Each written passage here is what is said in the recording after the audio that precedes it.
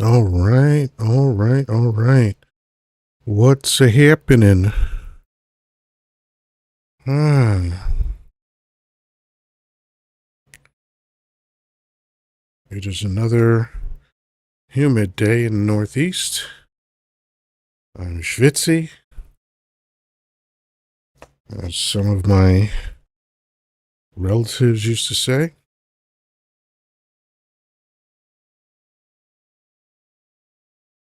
All right, some people are joining us. Welcome, one and all. Hi, Cynthia. I'm certain it's hot in Texas for sure. Deep in the heart of Texas. All right. I'm in the Northeast. Rebata Mayo. I hope I'm saying that correctly. 99 today. Yeah, I think we were somewhere 91 something, whatever it was. Or it was, well, let's see. I think I took a nap and it was like 91. I think it had gotten a little bit higher today. Not sure. But anyway.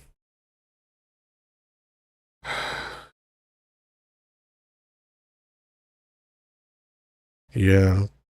In the Northeast, it definitely, it goes, we have pretty radical swings weather wise. I don't know why I'm talking about weather, but why not? But weather-wise, we go from like, minus 30 to about 105, 110 around there. So it's a pretty wild swing. Anyway, let's see. So folks are starting to join us. Let me say hello to Biker Untitled. Where's that UN titled? Lucky Cletus 813. Lucky Cletus 813. And I've taken a bunch of antihistamine and my nose is still congested. That's wild. That doesn't make sense.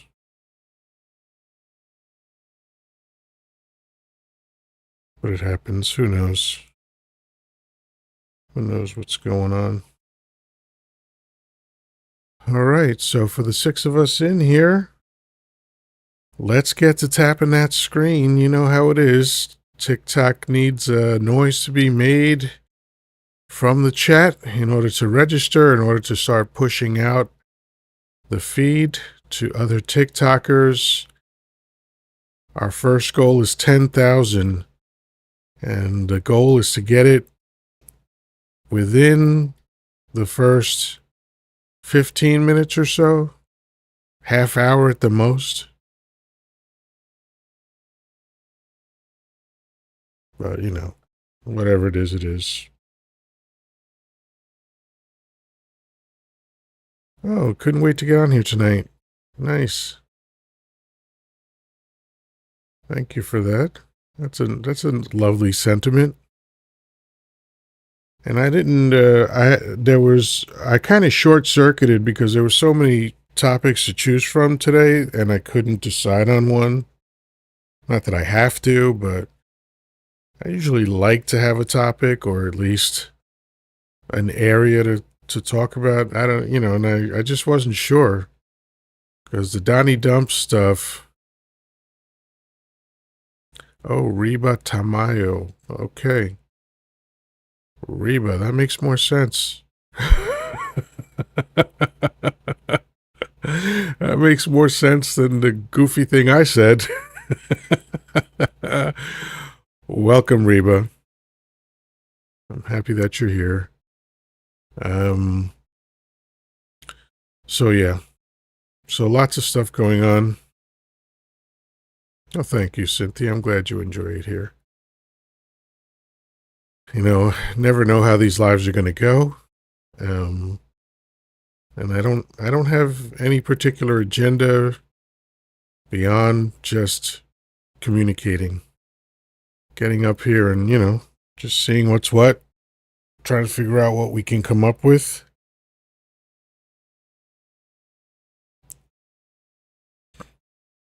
This is a thing that I don't like about the humidity, and it's not. It's totally like not a real complaint at all. But it's just like I have to dab myself because I'm sweating under my mustache. So, what I like to call a first world problem. And I know a bunch of my buddies were going live tonight. Hopefully, some of them will be able to stop by here. We shall see. My voice is feeling a little scratchy tonight. I don't know what that's about, but hopefully I'll remain calm and preserve my voice. If not, I might take off tomorrow and just give it a rest. I'm on TikTok lives like pretty much constantly. I'd say either I would say at least 5 lives a day. Traffic Man is here. Hello, Traffic Man. And J.K. Amaro. I'm not sure what the agenda is. I titled this Wild Card because that specific reason. I wasn't sure what I wanted to talk about. A lot of it is well tread with regard to Dump.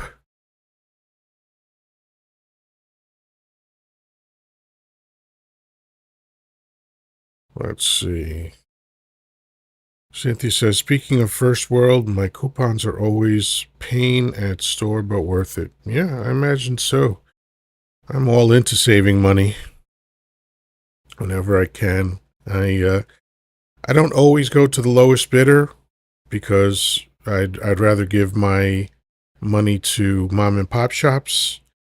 But I don't want to be foolish and spend way too much. But I don't mind spending a little bit more to support a small business. I'm I'm in a position to do that in terms of like I'm not raising a family and any, so I'm not I don't have that kind of pressure that I used to have when I was feeding my family. So it's a different time now. Yeah, Cynthia says he makes me angry every day. I presume you're referring to Donnie Dump, and yeah, I'm at that point too. It's not like a bubbling anger. It's not like intense anger, but it seems ubiquitous, and that's what I don't like. It's just always there. The idea that you wake up and just have to assume that it's something, right? Something is going to annoy you. Uh, you and you're never disappointed. It's like you wake up every day, and sometime throughout the day, you can hear of some plot that they're unfolding. You're going to hear about some bill they're proposing. You're going to hear about something that they've done or they're doing that's, I just saw a clip from Gavin Newsom maybe 15 minutes before I came on, and he was talking about how they've rolled back the last 50 years, and I agree completely with that assessment. All of the things that have gone on in the last 50 years, starting from Roe v. Wade up, and I think they're going to go back more. I think, like if I were Clarence Thomas, I would really be worried about Virginia or Loving v. Virginia, because that was the 1967 Supreme Court case that made interracial marriage legal in America. And if he thinks that his right-wing brethren are not going to throw him under the bus on that, think again. They don't need his vote. They don't need his vote.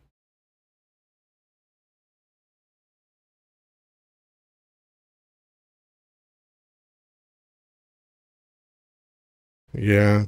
I do remember that some people said that they'd never mention him again. I wasn't one of those people. I would have preferred never to have mentioned him again. Hi, Eddie. I see you. Traffic Man, I see you. Thank you. And again, folks, thank you for reminding me. The Orange Heart Me. That's a good way to start every engagement with a live. Just do the Orange Heart Me. It helps the algorithm somehow. I'm not always sure how, but it's a good thing. Thank you, Bunny. I appreciate that.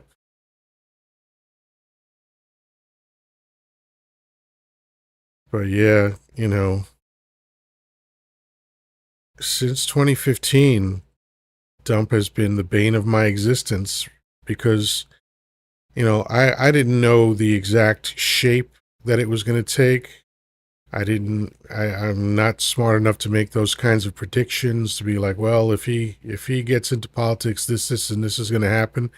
I just knew that he sounded so much like the rhetoric that was going on in the 20s and 30s in Germany and what that did to Germany for so long, and the human price that was paid, and if anyone wants to challenge me, what they bring up is that, um, oh, selfish. Thank you for reminding me. Yeah, the Democrats have lowest favoritism in 35 years, even though that's not really English.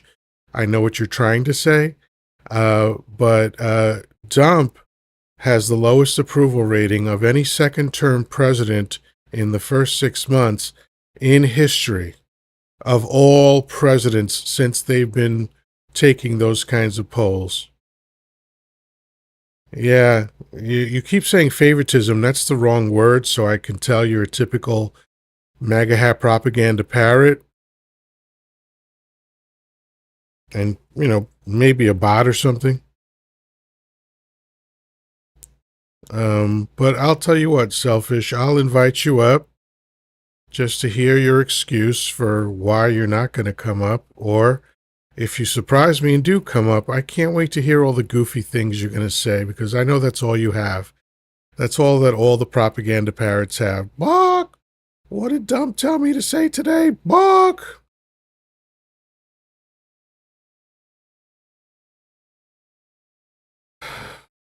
Okay. Selfish still hasn't accepted. Let's take a look at the profile and see. Oh, yeah, it's probably a burner account. 13 followers. You can get 13 followers for yawning on camera. Let's see. Over 1.3 trillion was added to the U.S. stock market, up for 12 months, period. Yeah. Yeah, good for you. You think the stock market is the only indicator for the. So, all right. Here's the thing, Selfish. You didn't accept my invitation, so you're now muted. That's how it goes here. If you're going to keep swalking in the chat after I invite you up and not accept my invitation, and see, he's doing all the propaganda parrot stuff. And Kamala never won a primary. Bok! Bok, bok, bok, bok!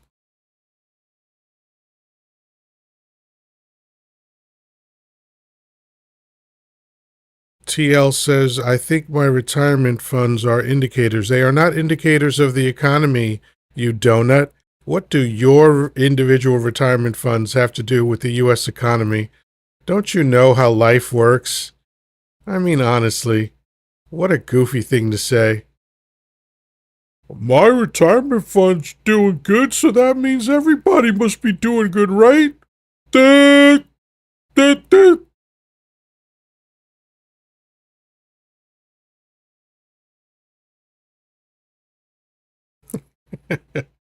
I gotta say, you propaganda parrots never disappoint. You never get off Donnie Dump's talking points. All you do is repeat what he says. It's absolutely hilarious. I mean, absolutely hilarious.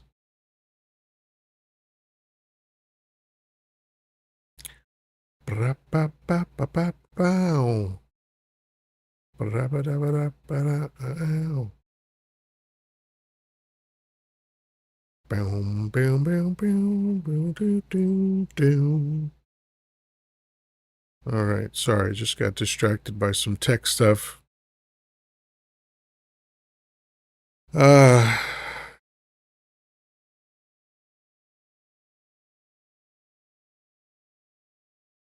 I mean, isn't it amazing they just all come on and they roam around TikTok and I've literally seen one person. This was a real person because he was up in a panel, but he just went from live to live to live and literally repeated the same thing at every live and pretended that he wasn't political and pretended he didn't know anything. That's one of their favorite tactics, to feign ignorance.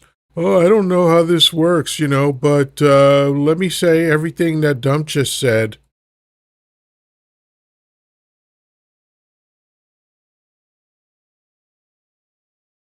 Untitled asks, how about that Texas illegal redistricting? Easy for me to say.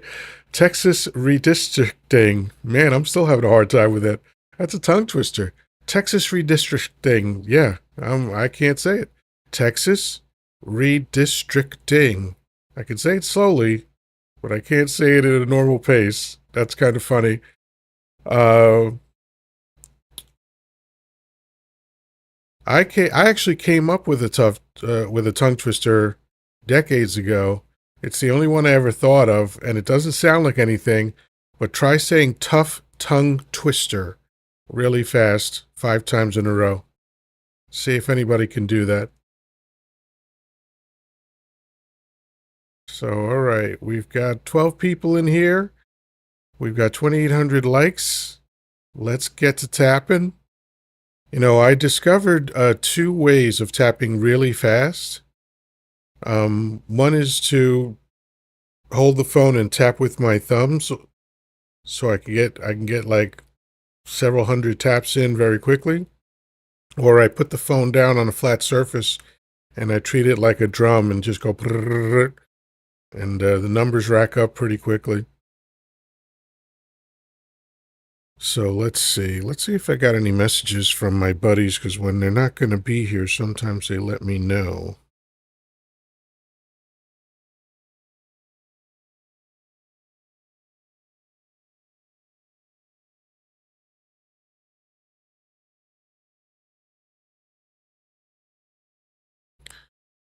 All right. So that's right. 2-finger tapping method. That's what we're referring to today, Eddie. The 2-finger TikTok-like tapping method. a new phrase I just invented. So, yeah, that redistricting is. I mean, isn't that just a variation of what he did in Georgia in 2020? Which, just find me, what was it, 17,000 votes? Just find me whatever it was, whatever number of votes it was. Now it's find me 5 seats. Find me 5 seats. So the good little goose steppers in Texas were like, well, Dump told us we had to find them seats, so we got to do it.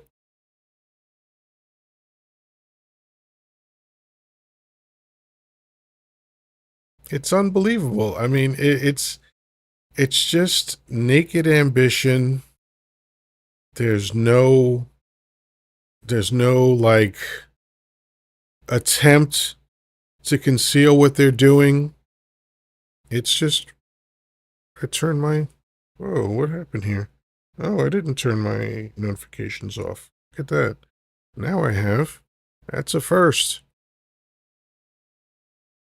That's weird. You know what sucks when you think to do something, but you forget to actually do it.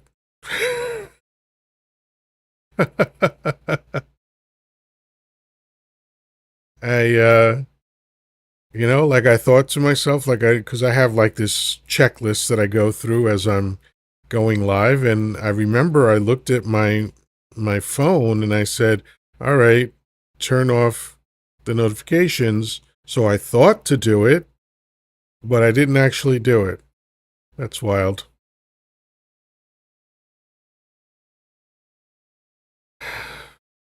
So as I was saying, because I mean, let's be real about this. Like, what's going on with Dump isn't new in the government. I've railed against the American government for over 40 years now. I'm well aware of all the corruption and all the slimy things that politicians do, and it's under the guise of, propaganda patriotism and all that other nonsense.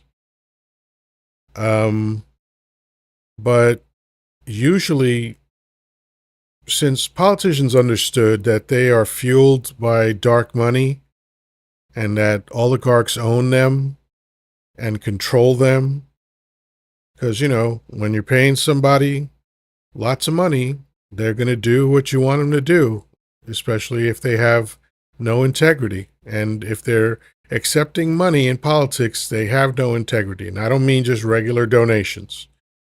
My $20 that I sent to Barack Obama doesn't entitle me to get a phone call with him, right? But when these guys put in, 250,000, a million, or like Elon, look, Elon paid to almost 275,000, most of that to Dump's campaign, and he got to stand in the White House and shape policy. That's just naked corruption. Hello, Blue. Good to see you. As always, everybody remember, do the heart me first. You come in, you do the heart me, then you sit down and settle in. That's a good rule of thumb. Traffic Man, thank you for contributing to my Puffy Hearts live goal. Thank you for the heart me. Guys rock. You guys rock. So yeah, I'm starting to build momentum. I'm very slow moving, so I have to talk about something sometimes for months. Hello, Cherry. Sometimes for months before I actually do it. So, as the fan club builds up, I'm gonna move toward doing a private session at least once a week on Discord. So I might change. Well, this is the plan, not I might. The plan is that I'm going to go Monday to Friday on TikTok and then have a private Discord on Saturdays. We'll see. Or maybe I'll just keep doing Monday through Saturday and then do Sunday on Discord. I don't know yet. I don't know. It's going to happen soon. It's taking shape. I still have to learn a lot more about Discord. It's a pretty unwieldy platform. It definitely has its advantages, and the main one is that I can speak like an adult on Discord. And because it is frustrating to try to remember all the goofy terminology on TikTok. So, I'm tired of the sound of my own voice. So, Traffic Man, I'm going to invite you up if you choose to come up. Of course, you're always welcome. Cherry, if you want to come up, feel free to request, since I know I can't bring you up. At least I think I can't. Let's see. Oh, I can. I can invite you up. Oh, no, I can't. It went gray right away. So, hey, Traffic Man, what's up? How you doing tonight? I'm good. I can feel that my voice is starting to get some wear and tear on it from all the talking I do every day. So I Sure. might have to rest it. I don't know if I'll take tomorrow off, and I don't know. I've put in so many hours for my agency that I can afford to take the rest of the month off if I wanted to, which of course only a couple days, um but I do love to get up here and talk to you folks. What's going on with you? Oh, matter of fact, I'm actually logging into my work computer right now because I just got an email that something has failed and I have to figure out what. Bummer. Bummer. Yeah, Well, but oh, Eddie sent Traffic Man a goat. Nice. ooh, thanks, Eddie. Um, I was fortunate in my career because in sales, even though some people choose to be available all the time, I wasn't one of those people. Um, if you were one of my top 20% of clients, then if it was something drastic, of course I'd be available because I dealt with people's money. But Right. um, after 6 p.m., unless you were the handful of elite clients that I had, no fucking luck. We'll see you tomorrow. Yeah, And that exactly. included my company. You will not get me. Actually, with my company, it was after 5. Once 5 o'clock came, you send me an email. I don't care if you tell me your hair is on fire. I'm not responding. I am not beholden to you. You can have the time that you pay me for and not a second more. Well, unfortunately, I am currently being paid uh, after hours. So basically, I get paid 2 hours of my normal rate every day to be available whenever. So Right. And you are definitely in a way different situation than sure, I sure. was in. So, I don't, and even for the people that are in the same situation as I was, I don't fault them for wanting to make themselves available. That was just a choice that they made. But for some types of jobs, it's not an option. You've got to be available. Right. Oh my goodness. Yeah. Well, sorry. Go ahead. Oh, I was just going to say that Cherry says she's nursing an achy head, but she's tapping. Thank you so much. You're a trooper, Cherry. Everybody be like Cherry. Just keep tapping. Just keep tapping away, man. That's the name of the game. At 16 people, oh, easy. Easy to get to 20,000 likes in no time. No Hmm. time at all. That's like 15 minutes worth of just constant tapping. And again, what I've learned how to do is either use 2 fingers this way or my 2 thumbs if I'm holding the phone this way. So many more taps with less effort. So, I don't want anybody to get that whatever it's called, carpool tunnel syndrome. But yeah, so aside from being a nicely a nicely paid plantation employee, how are you doing otherwise? Oh, not too bad actually. Got a little bit of a nap this evening, which gave me Me the energy too. to stay up here tonight. Because I got to tell you, working out in that sun today, oof, Yeah, that was intense. I uh, I left my dwelling for a total of probably 5 seconds, just because I had ordered something from Amazon that couldn't sit in the heat. So as soon as I saw it was delivered, I threw on some clothes because otherwise I'm naked, and then went and got that. So it was like open my door, bend over, pick it up, go back in. So it was no more than 5 seconds that I was exposed to the There you elements today. go. Hey, um, listen. You got to watch talking about your the type of clothes or wearing clothes or not wearing clothes because Yeah, the lady from last night might be in the comments. that's okay. People can make whatever they want to make of my words. I'm not going to censor myself based on any of that stuff. But that was a fun day yesterday. Hmm. I got a few very interesting texts about that. And actually, Jordan, when I woke up from my nap, I saw that Jordan was on, and and just as I signed in, they were talking about my live last night. Perfect. So I thought that was pretty funny. I caught just the tail end of their conversation, but they were like, she was singing, which I thought was Yep. great. And I maintain because I'm very tuned into people's voices. I maintain what I said last night. I am certain that she can sing because the notes that she was hitting, even if some of them were slightly off key, those notes are definitely very difficult to reach for the average Right. person. So just the fact that she could hit those notes means that she can sing. Yeah, Oh, absolutely. JK, you missed a wild one last night.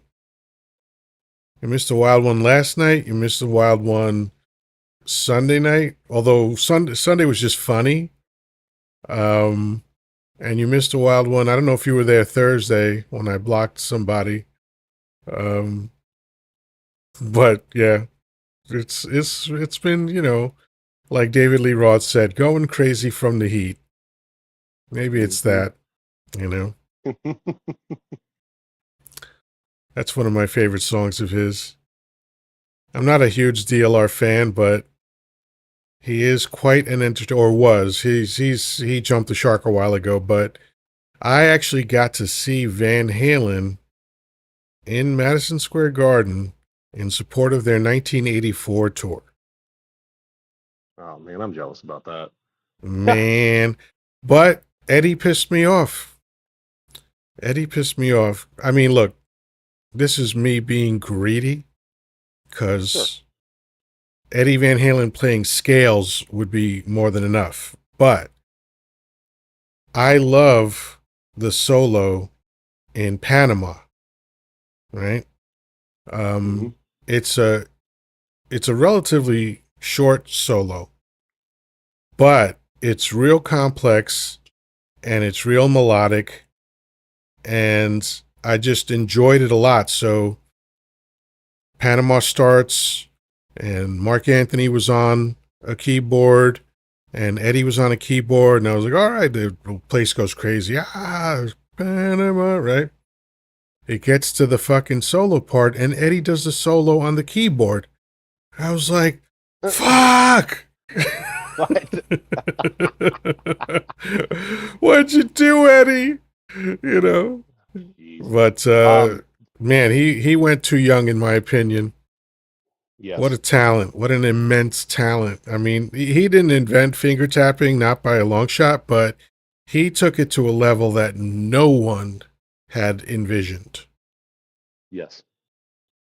Absolutely. I mean, uh, honest to God, the whole reason I have a Fender Squire that I just mess around with is because of is because of Eddie. You know. Um, Yeah. Eddie definitely got and me into guitar. I started teaching myself guitar, and I don't want to mislead anybody. When I say teaching myself, I didn't just sit there and figure out notes. I bought the Mel Bay transcription books, which so you didn't have to read music. It just told you, sixth string, third fret. So you just followed along with the instruction. But that's how I would teach myself guitar. And the first things that I taught myself using tablature was or were Van Halen songs. I've tried to play the finger tapping section of Eruption multiple Oh times Lord. because Ooh. yeah. Well, see, that's the thing is I have a history of whenever I take something on, I don't try to do it the easy way first. I try to just dive head first in and go for it. Well, you know what? That's actually the advice from Lee Iacocca. He said always do the hard things first. It makes sense because then the easy stuff will just come as it goes, you know? Yeah, yeah. And you know what's even harder than the finger tapping section of eruption, which is, of course, that's a difficult thing to learn? Spanish fly. That I don't know if I don't even know if I can even attempt that to be honest with you. I'm not making this up. This is 100% legit. The first time I put, because, I used to buy cassettes. I didn't like vinyl. I bought one vinyl record, which was, and this is gonna be funny, the soundtrack to Saturday Night Fever. That was the Okay, first that's vinyl okay. record I ever bought because I love that film. I learned all the dances that John Travolta did and impressed all my whitey friends in my all whitey high school. And, or actually, we were in junior high when that came out. And I brought it home, put it on my mother's record player, and it was scratched, Ugh, right? Put it yeah. back in the sleeve, went back to the mall, and I was like, can I exchange this for a cassette? And they said, yeah. Took the cassette, and that's all I bought until CDs became a thing. And the first time, and I don't remember, I'm not sure what album Spanish Fly is on, but the first time, because Spanish Fly, it's not like Eruption. Eruption has an intro, right? Yes. With a couple of guitar chords and Alex on the drums. But Spanish Fly just starts, right? And it's this, you can hear it's a nylon finger picked piece in the style of flamenco, right? Which we would later on hear in little guitars, right? Right. But the moment he just let loose and went into overdrive, I thought the cassette was being eaten by the cassette player because I had never heard a sound like that before. Right. So I was Oh, like, oh, fuck. And I ran yeah. over and then I was like, oh, no, it's okay. And I rewound a bit. And then I was like, that's like a human being playing a nylon guitar. Right? Right? That's I couldn't ridiculous. believe what I was hearing. It was fucking crazy. And so, Oh man. when I turned 19, because it was like, when I was 14, I taught myself drums. And that I will say, I didn't read anything to do that. I just played, I actually learned drums to Kiss records. Okay. I think it was Kiss Alive 2 was out. So I bought that because it was a double album, so more bang for the buck. And I would just listen to that over and over again. And I would try to figure out what he was doing. I was like, okay, thum pop, thum thum pop, thum pop. Okay, and because Kiss started almost every record the same way, which was and then they'd go into it. Right. Um, and Peter, people make a big deal out of Peter Criss because he was taught, I think, by Gene Krupa was his teacher. I think. Okay. I'm gonna look that up. I know it was like a famous drummer that taught Peter Criss. But my attitude was like, I don't care who his teacher was. His drumming is boring as shit.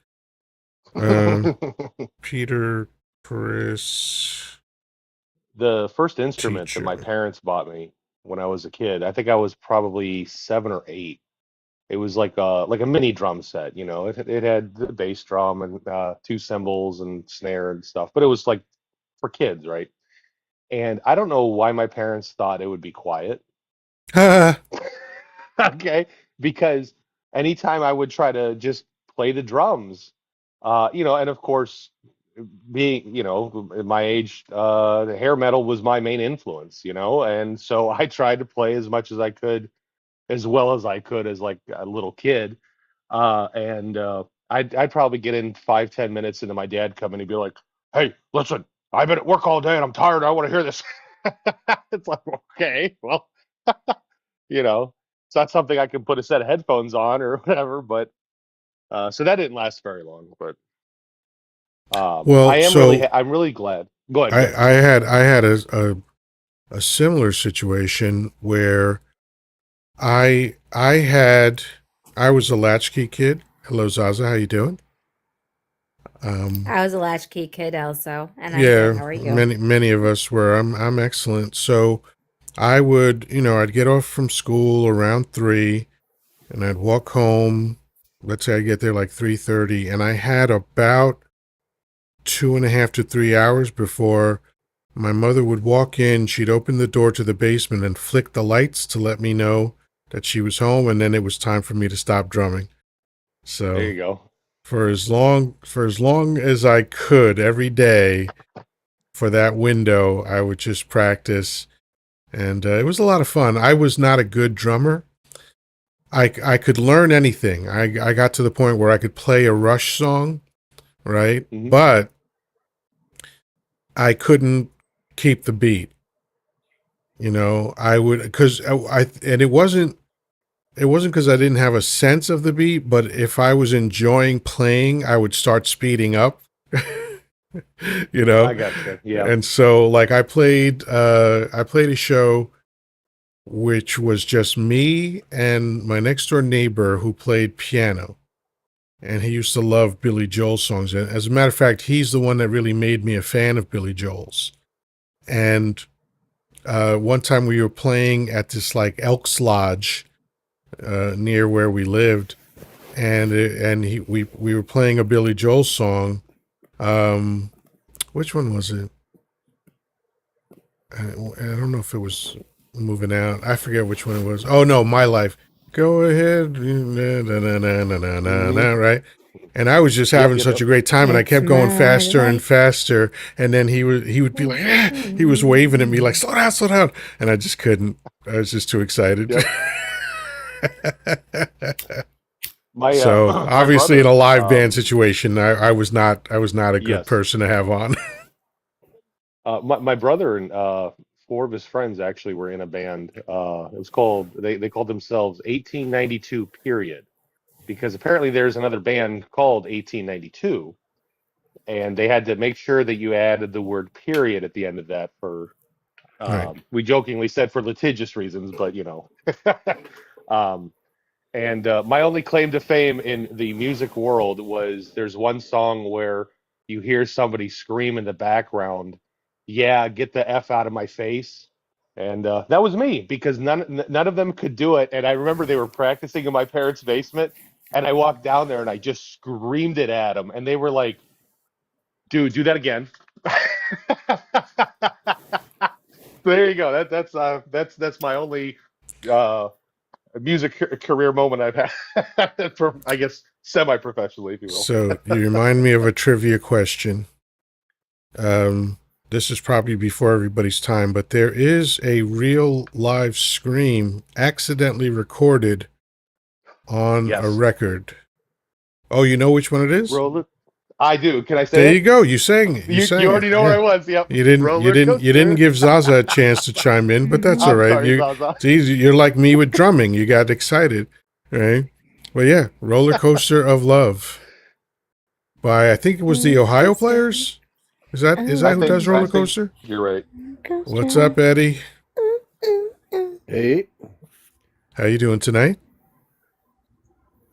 pretty good. Just had to down some dinner before I came up here. So Smart move. I don't need any gifts, Oh. but thank you. Give them to the handsome man on the screen. He You deserves must be You are them. correct. The referring to Ohio Eddie. players. I see that beautiful beard that Eddie is sporting. So, um, but yeah, I'm the same. I like to get in some calories before I go on because I once the blood sugar starts dropping, if I get hungry, I'm pretty much useless.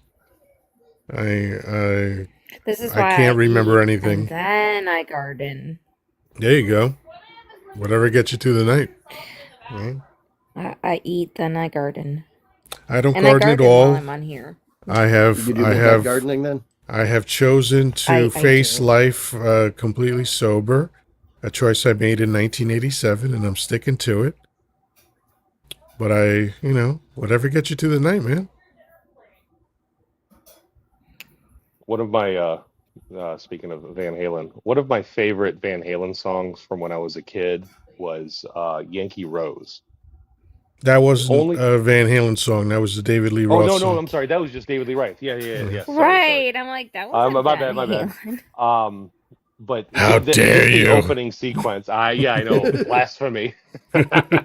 Um, but Van the Halen's opening gonna rise from sequence. the dead and just come get you. Yeah, right. Um, but that opening sequence where he's like talking back and forth with the guitar thing, man, when I was 4 years old, 5 years old, that was my favorite thing in the world. Yeah. You know what I Oh think my is god. amazing about music is that you never have to teach anyone to love it. Human beings just Oh, love I music. love music. I Yeah. love it. Like, oh, give me some jazz, some blues, some good like bluegrass. Oh, yes. Bluegrass I find pretty depressing because their lyrics are just like the town burned down today, ding ding ding ding ding ding. Yeah. It's but No, I'm but talking about maybe I it's do not like bluegrass. some It's bluegrass. it's like right. I don't know if it's actual bluegrass, but Like it's just Soggy Bottom Boys very has Man hillbilly. of Constant Sorrow, Yes. which is a really Yes. Love. old folk song. Yes. And Ah, that's a song literally amen. like, I let me just love tell folk you all music. of the horrible things Mm-hmm. about my life. Right. I love it though. Like, Yeah. oh, it's so good. There was a group about 10 I'm a years ago on man YouTube. of constant sorrow. I see trouble all my days. Dun, dun, dun, dun, dun, dun, dun. Now that I think about it, it's Exactly. probably longer than 10 years ago. There was a group on YouTube that kind of made a bit of a rustle there with the music. They were called Cynthia. Steve and Seagulls, a play on Don't Steven know. Seagal.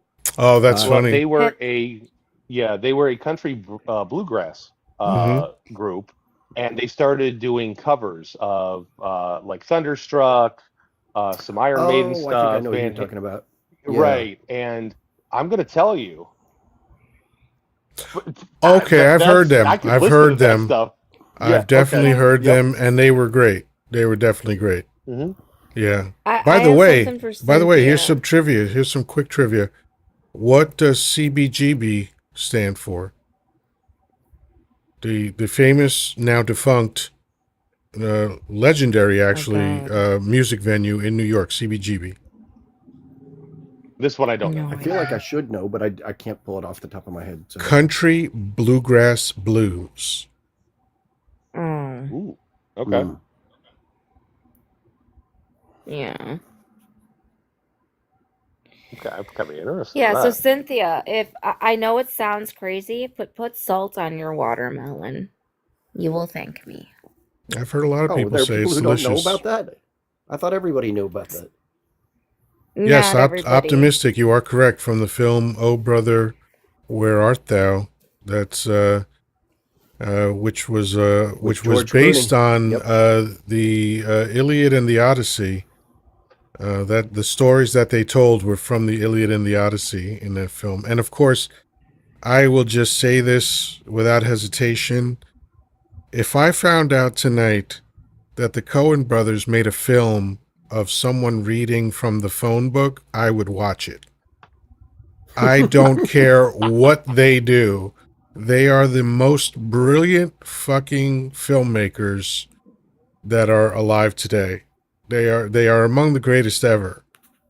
I either love a Coen Brothers film or I like it. I've never sat in a even the ones that were critically panned, like Hail Caesar and all that shit. I still liked Hmm. Hail Caesar, right? But I usually love their films. There was one recent. They just did one. I know I saw it, and Well, they did a new Matrix movie, but you're did thinking they? something more recent. Well, yeah, I mean, like 3 years ago, something like that. Not last month. I mean, Hold on a second. The Ballad of Buster Scruggs was Fantastic. 2018. That's the one. That's the one that I saw. But I think they did one even more recently than that. But hold on a second. Okay. There's a Matrix film that the Coen brothers yeah, it was were like, part of. well, oh, maybe Like after I'm Neo mixing died? things up. I might Sorry. be mixing things up in my head. Sorry about that. No, it's okay. That's okay. Oh, Because Drive Away Dolls. here's say again. Drive Away Dolls. It says it's from 2024. I think that's the one that I just saw. Yeah. Okay. But yeah, no. So here's something that I find interesting about the makers of the Matrix, the Wachowskis. When you go on IMDb now, Yeah, sorry about that. they are no longer the Wachowski brothers. They are the Wachowski sisters. They both transitioned, which I think is phenomenal. And it happened years ago, Yeah. but I love that they went back through all of their catalog and changed it. I was To be going to honest say, with you- Cynthia, I've never had antelope before, but I have had cantaloupe. Well, if you have antelope, do you have to have deer also because they play together? Right? Boo. No, They that's can't get married because that's a purposely shitty dad joke. There you go. Cynthia writes, "Dang it, cantaloupe." And the skies are not cloudy all day. Yeah, almost nowhere. Nowhere. Except Northeast Ohio. Or well, And Seattle. yeah. Seattle is a place that I could absolutely never live. Seattle or any place that's like Seattle. And I don't mean this as Love like a Seattle. preference thing. I mean it would cause me to perish if I lived in a place like Seattle. Because I remember this was a long time ago, something like 30, 35 years ago. In the Northeast, we had 7 days in a row of rain. And at the end of that 7 days, I was contemplating self-deletion. So I was like, if this is how it is 300 days a year in Seattle, fuck that. There's just no way. I will So tell no you. Seattle, no London. Well, Northeast Ohio, in Ravenna, Ohio, during World War or before World War II, the build up to it, the U.S. Army built their one of their biggest arsenals in Ravenna, Ohio, because at the time it was cloudy. I think it was like 290 out of the 365 days there was overcast. So, in the event that any aircraft from a unfavorable nation were trying to come over here and do anything, they couldn't because it's just that miserable here. So Now, I heard that in London, it's not fog. It's something else. Something to do with their atmosphere and the pollutants in the air or something like that. Very strange. But see, for me, that's a horror girl's best friend is cloudy. I and hope you're saying depressing. horror. It's an HORROR. Yes, a horror. Just wanted to make Could sure. enunciate better. Not, Just wanted to make Yes. sure. No judgment. I I'm just not wanted to a make sure we were whore. on the same page.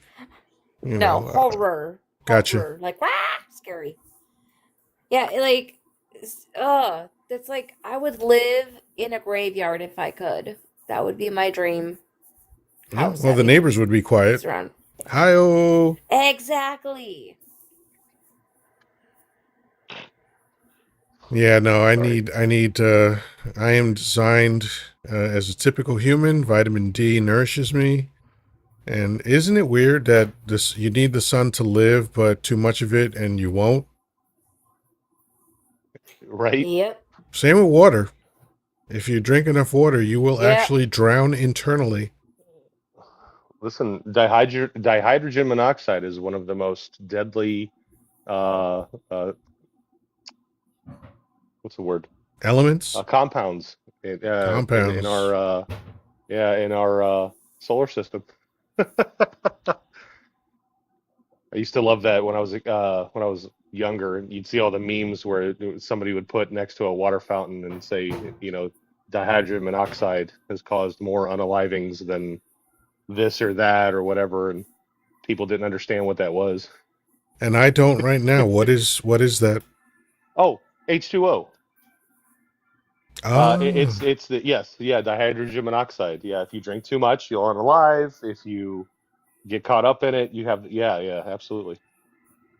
So yeah. I always remember CO2.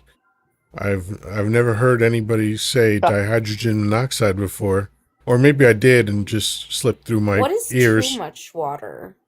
Too There's Like, much is this. like There's 40 a glasses a day or 50 glasses. I don't remember. It's no. It's possible though. it's Is the point? it's actually you have to drink. You have to drink it all kind of in succession. Hold on. What is it called when may I tell the drinking CO2 joke since you brought too? that up? Sure. yeah. Two scientists walk into a bar. The first scientist asks for CO2. The second scientist asks for CO2. Oh crap! How does it? CO2 too. Oh my! Yeah, something like that. And the second scientist unalives. You didn't stick the landing, man. All right. I didn't. So I'm terrible at that. so it's called water intoxication, or water poisoning, or hypno hip. Oops, hold it. Hyponatremia. So if you like this has actually happened to people famously, I think, vaguely speaking, about 20 years ago. Some college student was being hazed and they made him keep drinking water, and eventually he passed out and perished. Oh my God! Wow. And Terrible. he perished, and it took a long time, but they thought he was just like sleeping or something because he was like making snore sounds and stuff. So they had plenty of time to take him to the doctor, but they didn't think anything was wrong with him. But he drank too much water, and it's the same concept. This is why, as above, as below, as outside, as inside, Right. the same thing happens to the oceans when too much ice melts into it. It's called desalinization, and it disrupts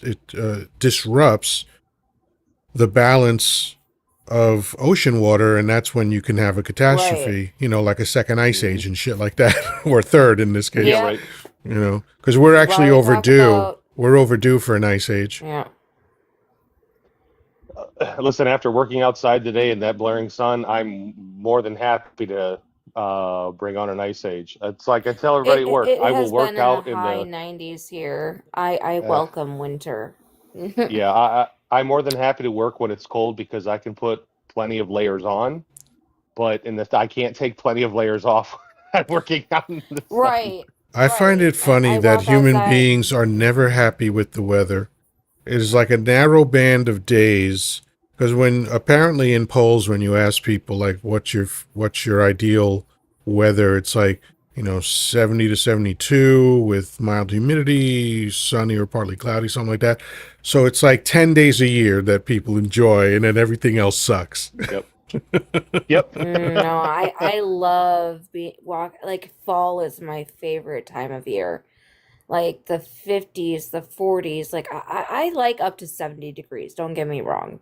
It's nice, but my favorite is wearing flannel shirts, my jacket, and just going on walks while the leaves are on the ground, and oh, it's like my favorite thing. You sound like the grunge generation's wet dream.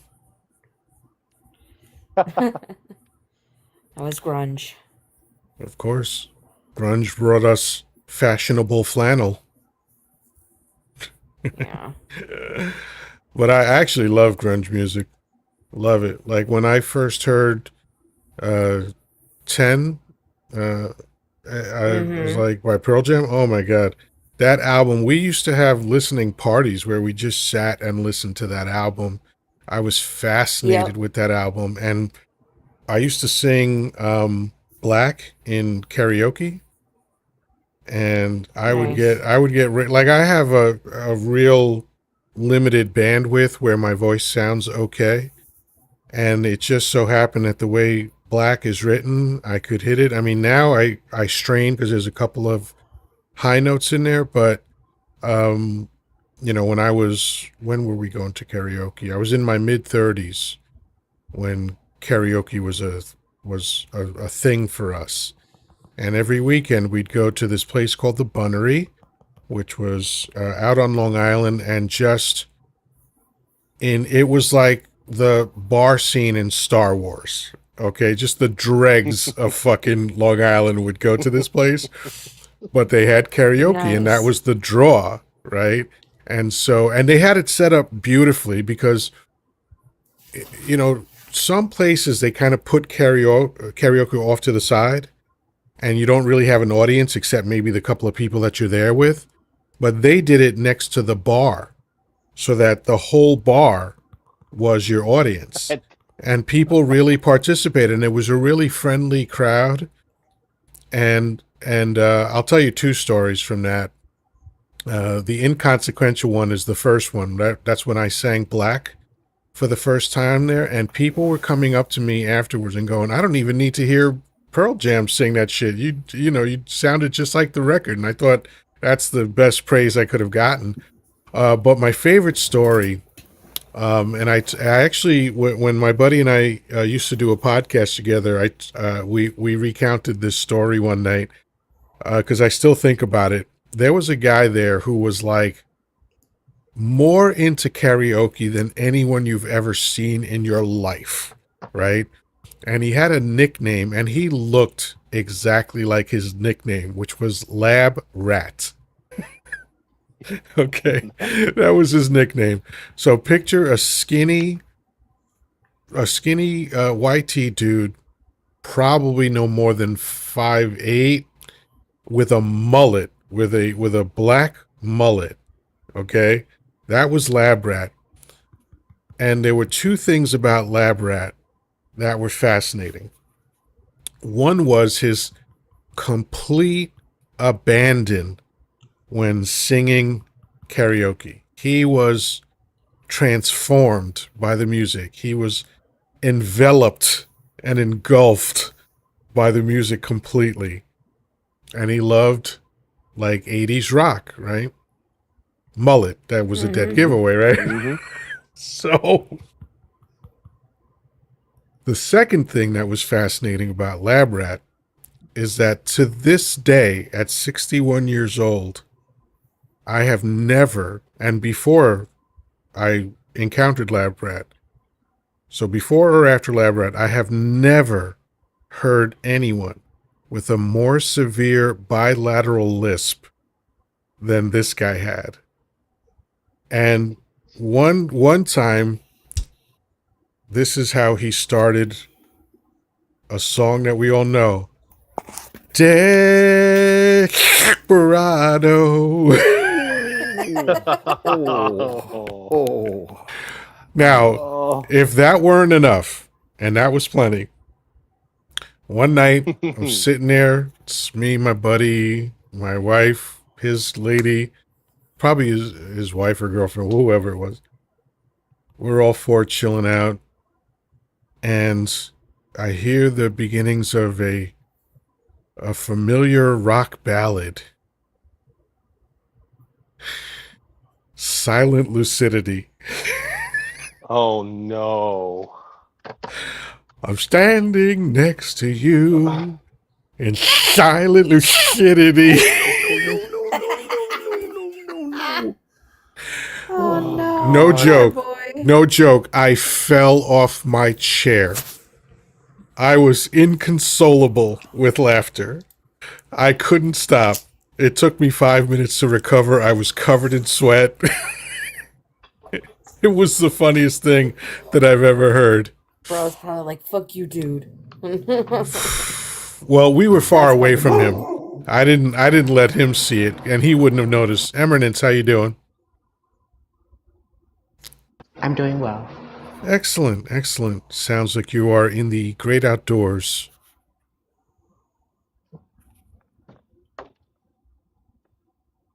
Hello? You still with us? Yes, just let me make a couple of changes so then you don't hear all that background noise and stuff. Cool. I actually bought a wireless lav mic.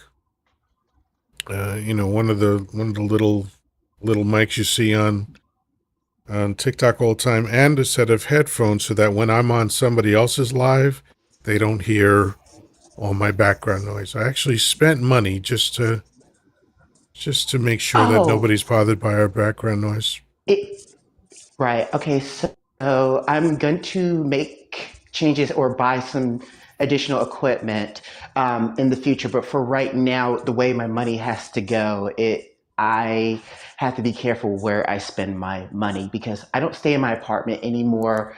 There's a story behind that, but I do have my finances worked out to where I will receive enough money to eventually save up to get a vehicle. Because now where I stay is quite literally across the street from my second job.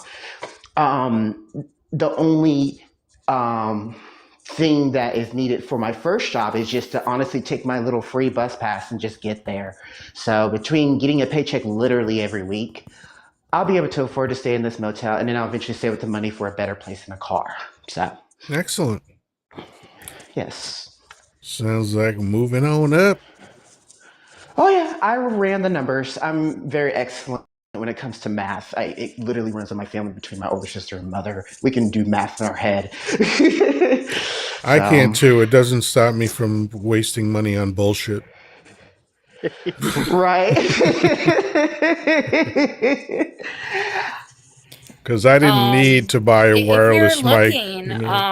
for something cheap, a wireless mic, they have them on Shein. I paid like $4. You said like Yeah, four well, dollars. yeah. Does that have noise Yeah, canceling? it does. Oh, excellent. Yeah, I paid 20 on AliExpress, so I was happy because everywhere But else, I haven't I you know, have I right, saw it up to like I haven't used it $100. yet, but Yeah.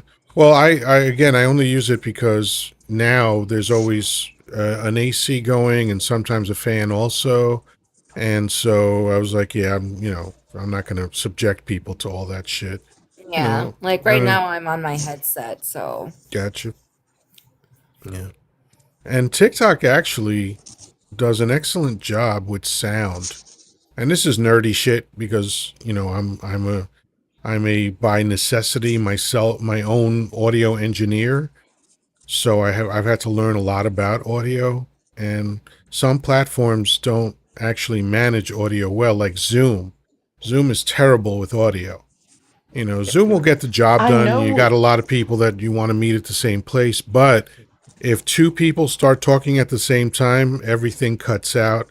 The sound is terrible, and I can't stand Zoom for that reason. But TikTok, as massive as a platform as this is, and with the hundreds of millions of people that they have on it, I mean, in the U.S. alone, it's over 170 million people. Like half the fucking country is on TikTok, and somehow when people just talk into their phone, it sounds great.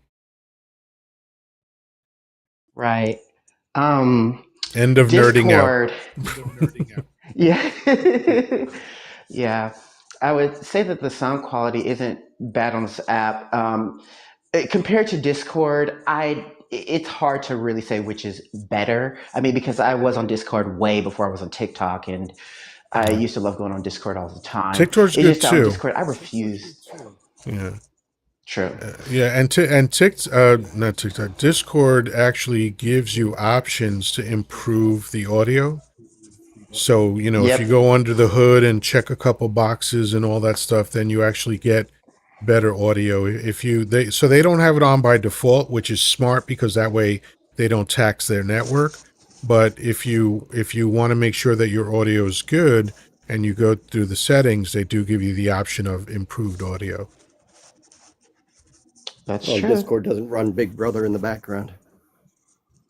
Uh, not We not know as of. much, That they're not as obvious about. much, Not as much. Yeah, Yeah, yeah. yeah, I yeah, mean, yeah, they probably do, just not yeah, to yeah, the yeah. same. Yeah. Yeah, that's Extent, the only yeah. reason I'm considering doing some private lives on Discord, just because I don't want to have to say unalive like a goofy idiot. you know. Or And something. here's 2 what weeks really from now, bothers me. Here's what really bothers me about all of the goofy TikTok language. We know what you mean anyway, right? All the words that we have had to invent as substitutes for other words, they still mean the same thing. So what's Yep. the difference? What's the point? And then the goofy part is I find myself using terms like unalive in regular language when I'm apart from TikTok. It's like, what the hell? I do slip. Sensitizes I us. do slip. Yeah. Once it doesn't happen often, but and when it does I catch myself, but I do slip. And that's when I I feel even haven't. goofier. Go ahead. Yep. Mhm. I mean, my only thought process on that is the fact that I believe the only reason why there is a particular type of wording to use for certain words on TikTok is mainly because maybe TikTok had that idea that there's a possibility of children getting on the app and seeing things that they or hearing things that they should not. It was Not that actually they intended didn't for have a good children. job of.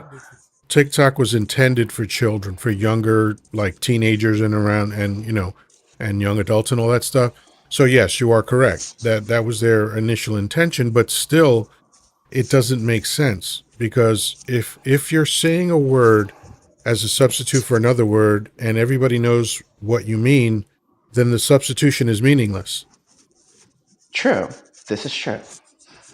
It's like I just watched back a replay of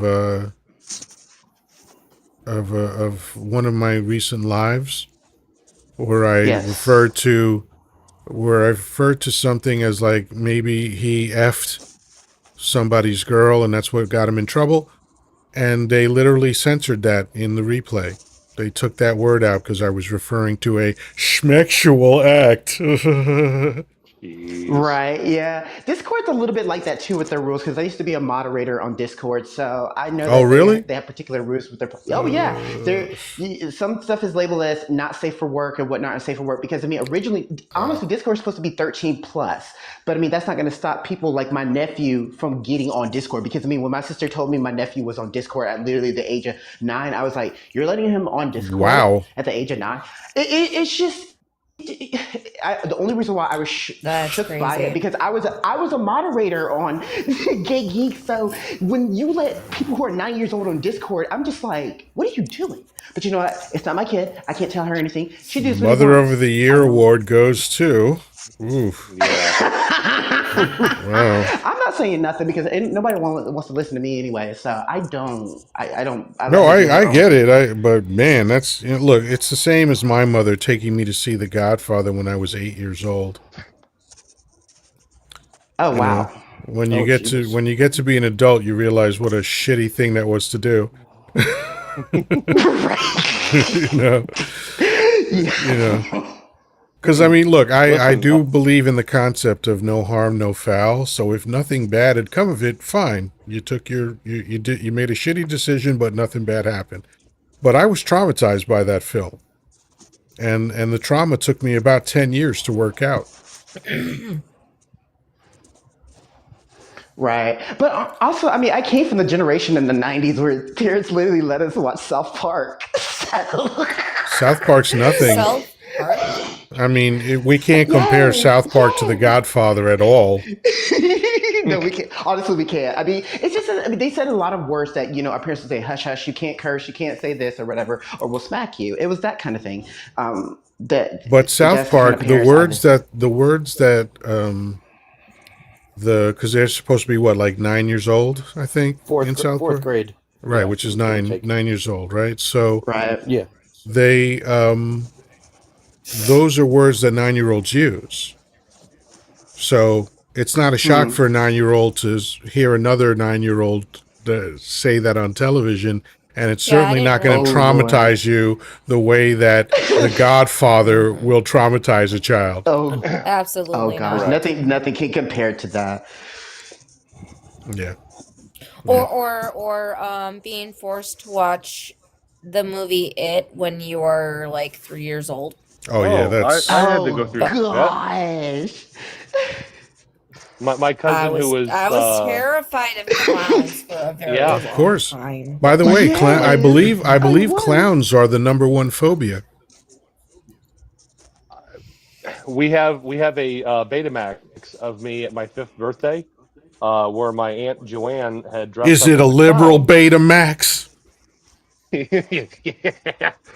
But yeah, and it's like 20 minutes of me screaming under the kitchen table because I didn't want to come out because my cousin, who's a few years older than me, decided to record Stephen King's It on VHS, and he was like, "Hey, let's watch this fun clown movie." And yeah, I've kind of grown out of that now, but back then, Yeah, ooh. me too. Kind of. I watched it. I watched it the other day, and I was like, "How did I think this was scary?" Are you're talking the Tim Curry one, correct? Yes, yes, Okay, yeah, yeah, yes. Yeah, that was the original one. yep. But That's the one that I saw. this is also the same cousin that introduced me to the Alien franchise. And I remember Oh, the I only love the Alien. well clowns are the not in the only top outcome of 10 that movie. anymore. Oh, clowns used to Ooh, be in the really? top I 10. mean, Now they're not. Sigourney Weaver, yum. Yeah. Well, Too well, skinny for the me, only but, thing it was hot to And see. God, that's all I have to say. Yum. the only Hmm. thing I remember taking away from that movie was the quote from the end of the movie where she says, "Get away from her, you." That wasn't. Oh, so you're talking about The second movie, aliens, the second not movie. Alien. Yeah, Oh, yeah, yeah, Aliens. yeah, yeah. Yes, yes, Yeah, yeah, yeah. yeah. By the way, directed by James Cameron, and it is still Mhm. my favorite Alien film. I like the whole Did he franchise. I do like the Alien franchise. I like the Predator franchise. But I mean, they've gotten goofy at times, but still fun films. did he do the Abyss? Was that Yes, him? I think so. Okay, Yep. yes. yes. That's probably one of my favorite.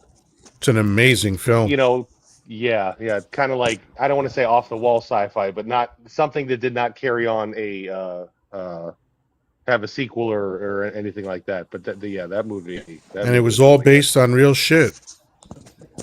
Yeah. Like there are bioluminescent creatures in the ocean that literally make their own light. Hmm. This is true. It's Oh, very here's some cool. more trivia. So going back to Alien, you know the thing where it opens its jaw and then another jaw shoots out? Yes. That's a real thing. Dragonflies do that. Yep. Ooh. I'll tell you what else is real, and I'm so glad it took me like 20 years after the fact or so to learn this, but Jaws is based on a true story. Hmm. Hello, Optimistic. How you doing? Just the first one, right? Yes. Okay. Optimistic, are you there? Did you come up by I, accident? Oh, there you are. no, I am. You guys piqued my interest when you were talking about movies, and I was like, I remember, even though I was Right. young, when I went to see the best little whorehouse in Texas. Oh. Well, I'm glad. I'm hoping that didn't traumatize you. No, okay, this is weird, but it did not. I Yeah. was, my mom, I was a pageant baby. And then from being a pageant baby, my mama put me in pageants. But I like to say I love the choreograph of Dolly Parton with the big boobs, small waist, and the dancing and everything. So I would try to replicate all those moves as a kid. Mm. I know it sounds a little weird, I know but you it said worked. more words after big boobs, but I missed a lot of them. Okay, I'm sorry. I'm sorry. I'm sorry. Sorry. Just kidding. Got Yeah. distracted. I heard all of them. You got a vivid imagination. Let me is tell what you get. something. Okay, gotcha. Two things. Dolly Parton was a stone cold piece of ass in the 70s. And she still has one of the most amazing voices I've ever heard. And I prefer her original "I Will Always Love You" to Whitney Houston's. I hate to agree, but I have to. And listen, Whitney, of course. I will say this: I was never a fan of Whitney's music only because her vocal tone irritates me. So I can only Really? take it. I can only take it in short bursts. But if you do all of you do yourself a favor when this live is over and listen to Dolly Parton's version of "I Will Always Love You," because here's the funny thing I about am definitely gonna have to listen to it. "I Will Always Love You." They played it at weddings when people got married, and I was like, hey, hey, hey, it's a breakup song, you fucking idiots. It's true. It is a breakup song. I mean, you might as well just play Jolene You're at right. that point. Yeah, right. Jolene. Jolene. That's a redneck wedding when there's three of them standing up there. Yeah, there you go. That's so funny. Yeah. No, but Gotta make me I was start like, singing. you're playing a breakup song at your wedding. This is how you're starting your marriage. You know you're jinxing And it, that is right? when we all screech, Jolene. I mean, it's just like Luther Vandross. A house is not what is it? A house is not a home. People play that at weddings. I'm like, that's a breakup That don't make song. sense at all. That don't, It really and by the way, doesn't. now you have now lured me into an area of music that I am so passionate about. I had the distinct pleasure of seeing Luther Vandross live. Okay, and No it was way. in a small theater. It used some bank bought it, so it's some fucking goofy bank name now. But it used to be called the Westbury Music Fair, which is a theater in the round, so there's no bad seats because the stage spins around, right? And what Luther did was something that I've never experienced other than with him. He sounded better live than his records, if that's even imaginable. Okay? I've heard that. His voice was perfection. He had perfect Nice. tone, so he never hit a bad note, right? And there's only a handful of singers that have ever existed that have perfect pitch, right? Or which is what that film Pitch Perfect was based on, that idea, right? Hmm. But it's hard I to love that movie. achieve. It's hard to achieve perfect pitch, and Luther had it, and plus his tone was so mellifluous and beautiful and full and just permeated your whole body. So when I saw him live, it was one of the greatest experiences of my life because this guy Ah, was a unique talent. he was phenomenal. I do And his have a song, whoever wrote his songs, I don't think, I think he had some co-writing credits. I don't know exactly who wrote his song, but the lyrics were amazing. Like, let well, me, if in only my for one research, night is he like did. is He like one wrote a of the lot of most his music. aching love songs that I've ever heard. Let me hold you tight if only for one night. Let me keep you near and ease away your fears. I mean, it would be so nice if only for one night. Come on, man. That's a beggar. That's a beggar singing to a woman. But that's not the saddest love Oh song yeah. I've ever heard. Let's see if you all agree with me. And if you don't, please tell me which song you prefer as the saddest love song ever. I'm going to say uh, Bonnie Raitt. Bonnie Raitt singing "I Can't Make You Love Me" is the saddest love song I've ever Ah, heard. I'm gonna I challenge can't that one. disagree. Well, there's no I'm gonna challenge. It's just an expression of preferences because you're okay. never going to change my mind. Yeah, But go ahead. So I do know that, and that's what I love about you. You stand your ground. my You mind can stand be your ground. changed on many things, just not this. Just because Okay. I fell in love with that song after the first verse and just never stopped loving that song since. And the first time I heard it, I actually played it like 20 times in a row because I was obsessed with it from the beginning. But what song would you consider the saddest love song ever? Well, it's a combination. Hmm. Bunny Raitt's "Nick of Time." Okay. And for me, listening to it as a kid, I just love the beat. The older I got, the more I saw my life change, and the more I saw my dad die. My Mm. mom get old. I'm like, what the hell is happening? So to me, that was sad. How the dynamics change when your parents need you like you once needed them. I'll Yeah, tell you, I'm reading the lyrics right my now. That's a very sad song. I agree. So you were but saying mine's for a personal reason though. they all are. So, yeah, so when my son was born, I would constantly sing, "Oh, Over the Rainbow slash Wonderful World," the one that was written by By Izzy, Izzy the yes, sir. Hawaiian. Oh, I love his Yes, sir. voice. I have that on my phone. I fucking love that version. Yes. I don't think there's any And better version and than that. no, there is Nope. not. There absolutely is not. And I would sing that to him all the time. Izzy went way And too soon, man. He was way too young. yeah, we Yeah. played it at my son's funeral. Oh, So that's my right. yeah. Wow. Yeah, that's such a painful experience that there's no word in the English language to describe it. Yep. Isn't I that guess it wild? goes back to the good dies young. Well, These are facts. yeah, Yeah, which I hate. yeah. Which I hate. And of course, Billy Joel has a song of that same title. But so Right. anybody else who has what's their favorite love song? Their favorite sad the song they consider the saddest song ever.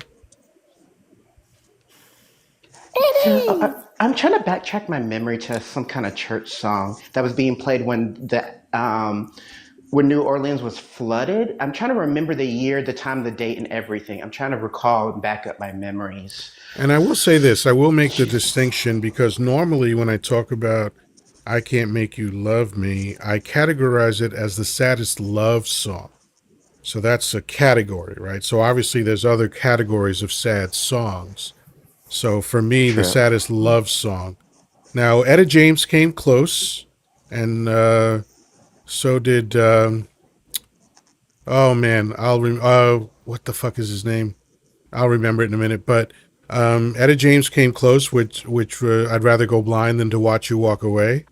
That's a Mm-hmm. very intense lyric, right? Mm-hmm. But at this moment, Billy Vera and the Beaters, at this moment, it has the saddest and probably best line in a love song I've ever heard. If you'd stay, I'd subtract 20 years from my life. I mean, get the fuck out of here with that.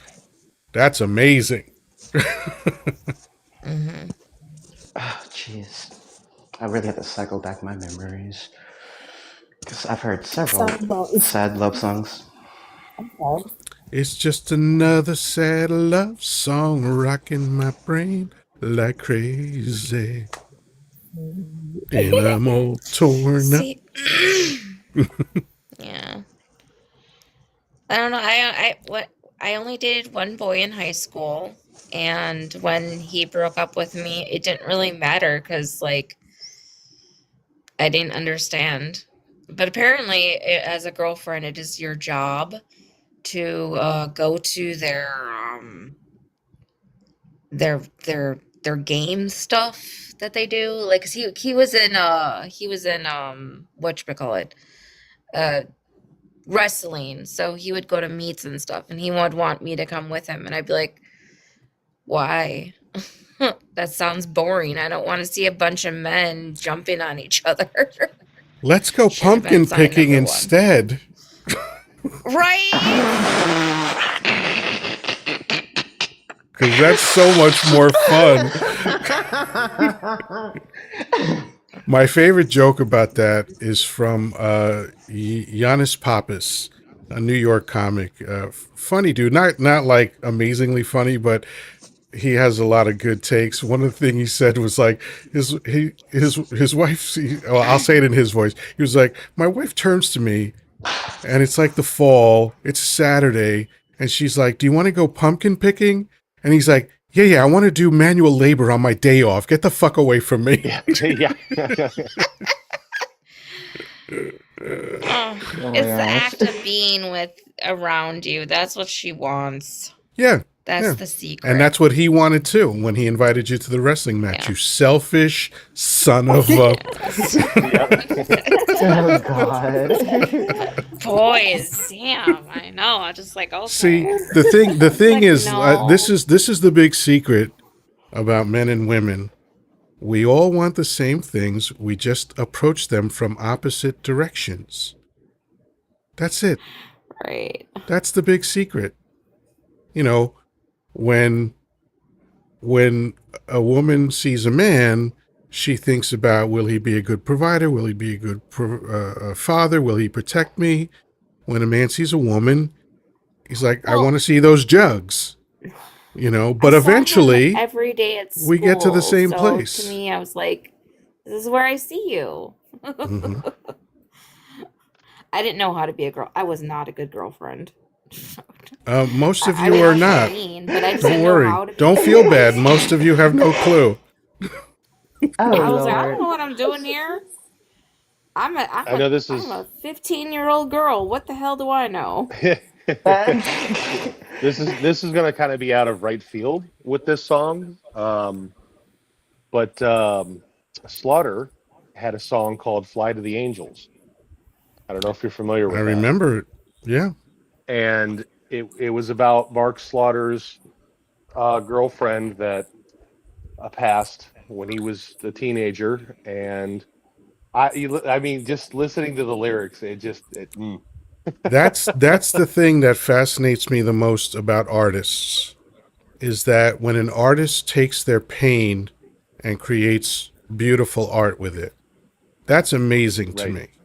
Like, my favorite Billy Joel album, I learned recently, is his favorite album also, which is The Iron Curtain. I can't tell you how overjoyed I was when just a couple of years ago I saw him on an interview. I think it was with Jimmy Fallon, and he was asked, like, what's your favorite album of yours? And he said Nylon Curtain. I was like, yes, you know.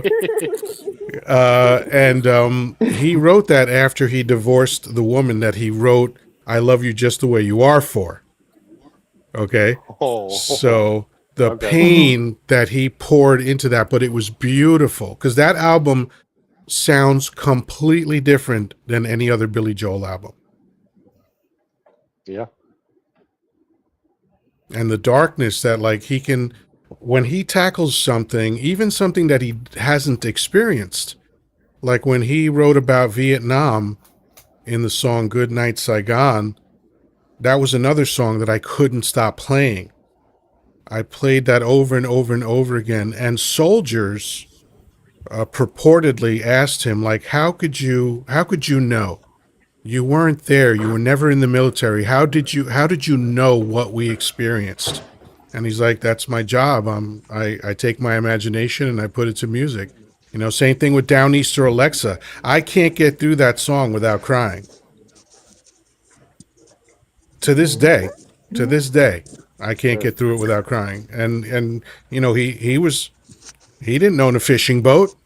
He didn't make his living Right. fishing, but somehow he took this experience and just told you this story of a man desperate to feed his family and what he had to sacrifice in order to do that, and the danger that he had to put himself in just to do that, and how he knew it was a futile effort.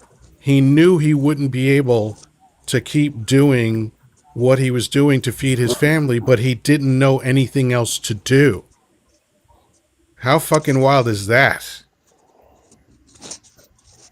I was just thinking about it, how fascinating it is that we'll listen to a song for years and years and years and think that's a great song, and then realize later we had no idea what it was originally about. Right. Like In the Air Tonight by Phil Collins, which I just over the last year or two heard, oh, it was about his divorce. Yeah. I had no idea, but it was a very moving song, very Well, powerful song. here was the hint. I was there and I saw what you did. I saw it with my own two eyes. So you can wipe off that grin. I know where you've been. It's all been a pack of lies. Oh yeah, once you get it, you get it. But yeah, Sorry. But that's another perfect experience. Like, this is a guy. Now, he didn't do it consciously because it came to him in a dream, but it was his subconscious mind working out the pain of his divorce. And he woke up with this gem of a song that has stood the test of time for like what, 45 years or something like that. Yep. Yeah. When did that song come out? Now I got to remember, because about I've 40 always years ago, loved give or it. take. Yeah, Yeah, I I would mean, it say came out in the mid to late '80s. I want to say. yeah, because Miami Vice was on. Yes. Yes, Oh, and the so Miami Vice premiered in '84, so it was at least Yeah, before Miami then. Vice was on. Mhm. I'm gonna tell you right now, 1981. So we're talking 44 whoa, fucking years. okay. That song has been in our brains, just emblazoned in our synapses. What's Hmm. up, Jacob? Good to And see you. Say hello to Make the Rounds, everybody. And hey, everybody, do yourself a favor and follow Make the Rounds. His lives are spectacular. where's Jacob? He's not on the panel. He's busy dropping in and giving gifts. Sometimes he comes in. Sometimes it's a hit and run. But either way, I always appreciate the creators that do this well, and he's one of them. A tearjerker for me is Elton John, Your Song. That's a tearjerker. It's a brilliant Always. tune. Yeah, I love it when, like, because love songs come in a lot of variations, right? There's a big variety. There's the happy love song. There's the sad love song. There's the love lost love song. There's the unrequited love song, you know, and everything in between. And even when love lost, it's like it lost because she left. It lost, you lost the love because you fucked up, or they perished, and you know what I mean. So like all of those variations intrigue me, and or how people can, like, I'll tell you one of the most beautiful love songs celebrating love is Annie's song by John Denver.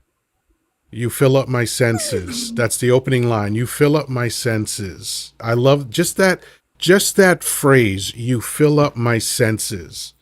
That's so poetic. That's so beautiful to me. It is. There was this woman I was dating.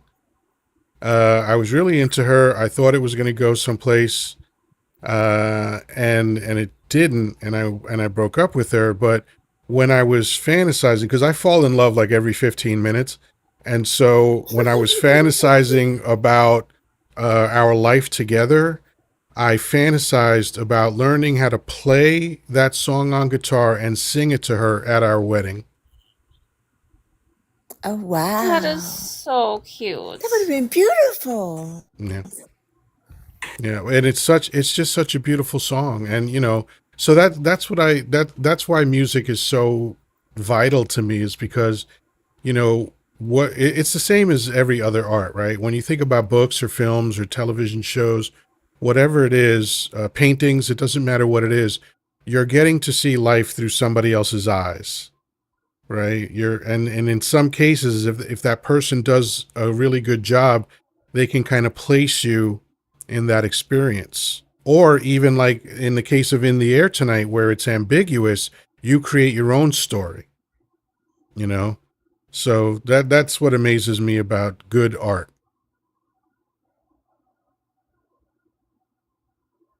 And Rumble says my favorite love song is This Love Is Real by John Prine. I do recall hearing that a long time ago. I haven't in a while, but I'm gonna look it up on YouTube and listen to it afterwards.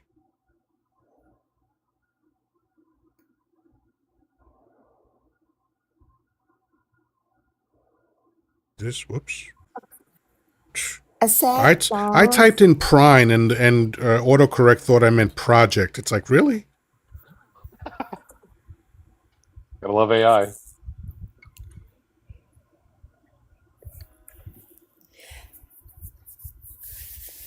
Eminence, you had started saying something.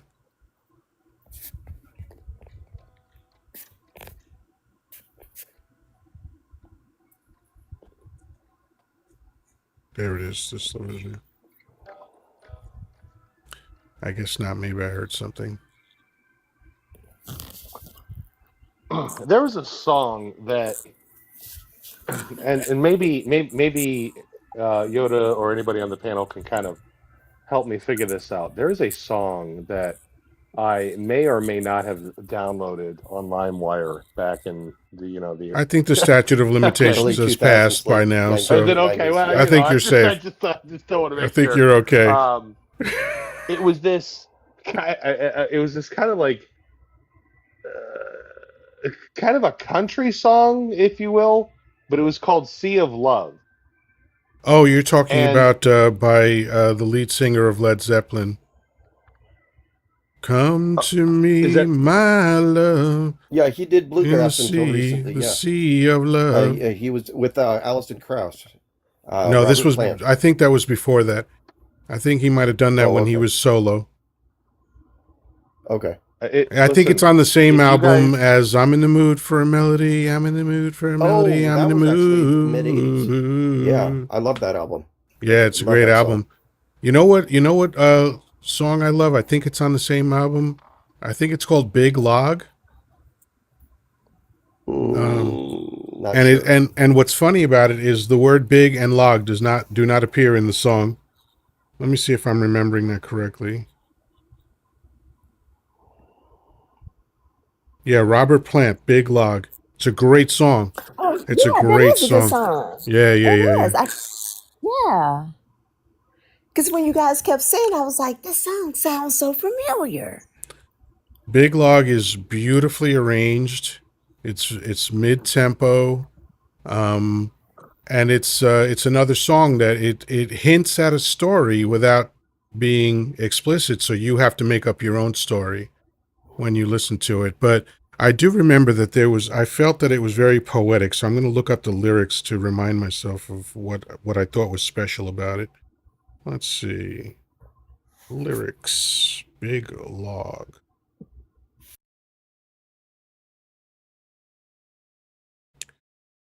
Here we go. Oh, the opening line. The opening line of this song. I think I've lost everybody except Traffic Man. Everyone's looking up lyrics. I sorry, had no idea what the I'm title of that still song here. was, but I know the song really well. Yeah, so the opening line is, "My love is in league with the freeway. Its passion will rise as the cities fly by." Come on. Come on. That's magic. "And the taillights dissolve in the coming of night, and the questions and thousands take flight."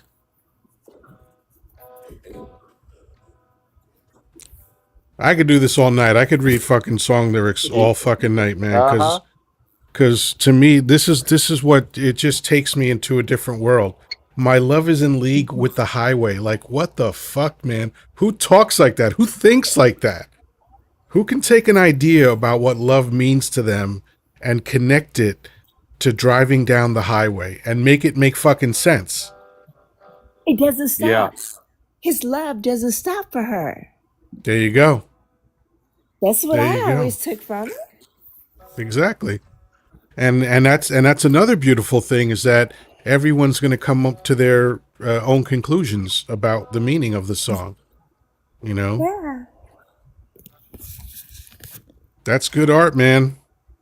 And it's so just musically, it's such a beautiful, it's a beautiful arrangement. Whoever the engineer was that mixed the song did a It's pristine clean. It's job. very clean. So clean. Every tone is just crystal clear. There's no mud. There's no annoying overlaps. It's just, and it gives you, there's so much space and air in the song, but it's also so full at the same time. Like it's magic. It's a fucking magic trick. Yep. I don't know if you guys have been on Jaded and Trucker T's lives, Yeah. but when we talk about music, I always have to go into a daddy's story. My daddy and my uncles. I absolutely loved Journey as a kid. Oh, yeah. And Forever My Love, I would start crying. I think I was like in middle school. And my daddy is like, get yourself together. Are you talking about Send Her My Love? No, I It's love called Send Her My Forever My Love. Love? Forever My Love, yeah. Okay. But Send Her My Love, I was like, it's so heartbreaking because they love one another, but they knew they could not be together. And my daddy would laugh at me and he was like, you and unrequited love. And I was like, but daddy is beautiful. But so much art is devoted to that. I mean, the film Lady Hawk is exactly that, right? Yeah. Right? Mm. By day, she's one form, she's one animal. By night, he's an animal. They can never meet, only for a second. So I don't see a song by Journey called Forever My Love. Okay, I may have I know Send Her My Love, which is a beautiful song. Do you remember any of the lyrics? I think she's looking it up right now. Perfect. Excellent. Because I do love Send Her My Love, but I mean, I don't think there's a thing like a bad Journey song. You know? Right.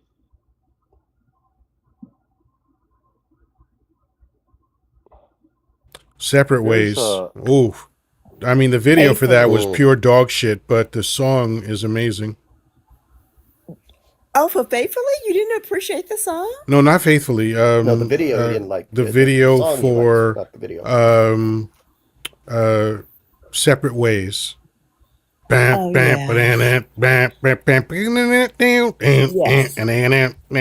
bring. Here we come. And it's a great song, but the video is just dog shit. Was it during the 70s and 80s? It was the 80s. Yeah. Yeah, it's the Okay. 80s. Yeah. I will say there were some masterpiece music videos, but looking back on the 80s now, just kind of like, man, they just produced everything, didn't they? Yeah, but Journey started, I think, in the late 60s, early 70s. And when they first started, Steve Perry was not the lead singer. It was Greg Raleigh. And you all know him if you don't know his name. He's the one that sang Santana's Black Magic Woman. No way. Oh, really? Yeah. No way. Yeah, and by the way, his voice is still fucking amazing. Because one thing I will tell people, I will caution people against, if you have a favorite singer from like decades ago, don't listen to anything they do now, because either it's auto-tuned or it just sounds like shit because they can't sing anymore. Oh please, Axl Rose. Not only did he stop being able to sing, he turned into a Muppet from a Jim Henson film. Absolutely. What was that song? Dark Crystal? Was that the song? Not song. Was that the film Dark Crystal? I think. The Dark Crystal, yes. Which was all Muppets. one of them, He Why looks you like a doing him character like from that? Dark Crystal. Hey, listen, he did it to himself. Okay, the dude Yeah, he just did. looks He like did. shit. He did. He looks Yep. terrible, and he can't sing anymore. Same with No. who's the other one? Bon Jovi. John Bon Jovi Yeah. cannot sing anymore, Love. and he keeps trying to fucking do it. Yep. I will tell you though, Did you not I'm see his fully hair? convinced. I'm Well, I don't give a sorry. fuck fully about his convinced hair. that When I buy an album, I don't buy it for the singer's hair. I buy it for the fucking music. I'm fully convinced that Slash is immortal. That man. Well, you know what's that really man is funny? He's not the actually that same. old yet. So My favorite thing about Slash is that so many young YT boys love Guns N' Roses and don't know that Slash is actually BLK Yes, no, he absolutely is. Yes, yep. How did they not know that? because he doesn't We're present stupid. it that way. No, he doesn't. He's light No, skinned, so yes. they don't know. By the also the way way, that hair you know droops what? over You the know what face. I else? mean, Yeah, really. he did a good job of covering it up. But you know who else they love? They love Rage Against the Machine, right?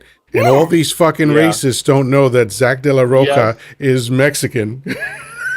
Yes.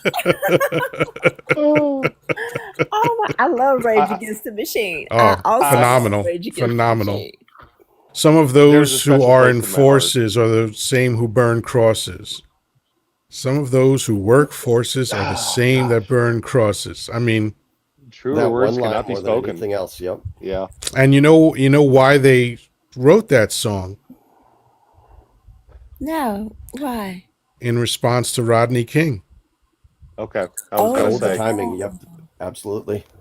They wrote it specifically for that.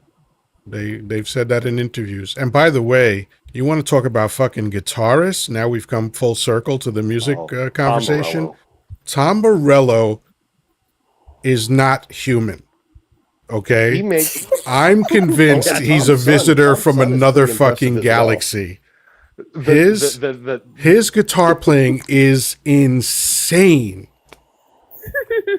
the noises that he makes come out of a guitar are impossible. I'm sorry. I don't When he know. first Like, did the record scratch on his guitar, yes. that was fucking amazing, right? And him and Audio Slave. Yeah. Yeah. Oh, Audio Slave. Yeah. I mean, look, Mm. first of all, you put Chris Cornell in anything and it's a rap. Okay? It's a rap. I mean, talk about an interesting lyrics. love song. I can't even categorize what kind of love song it is, but I know it's a love song.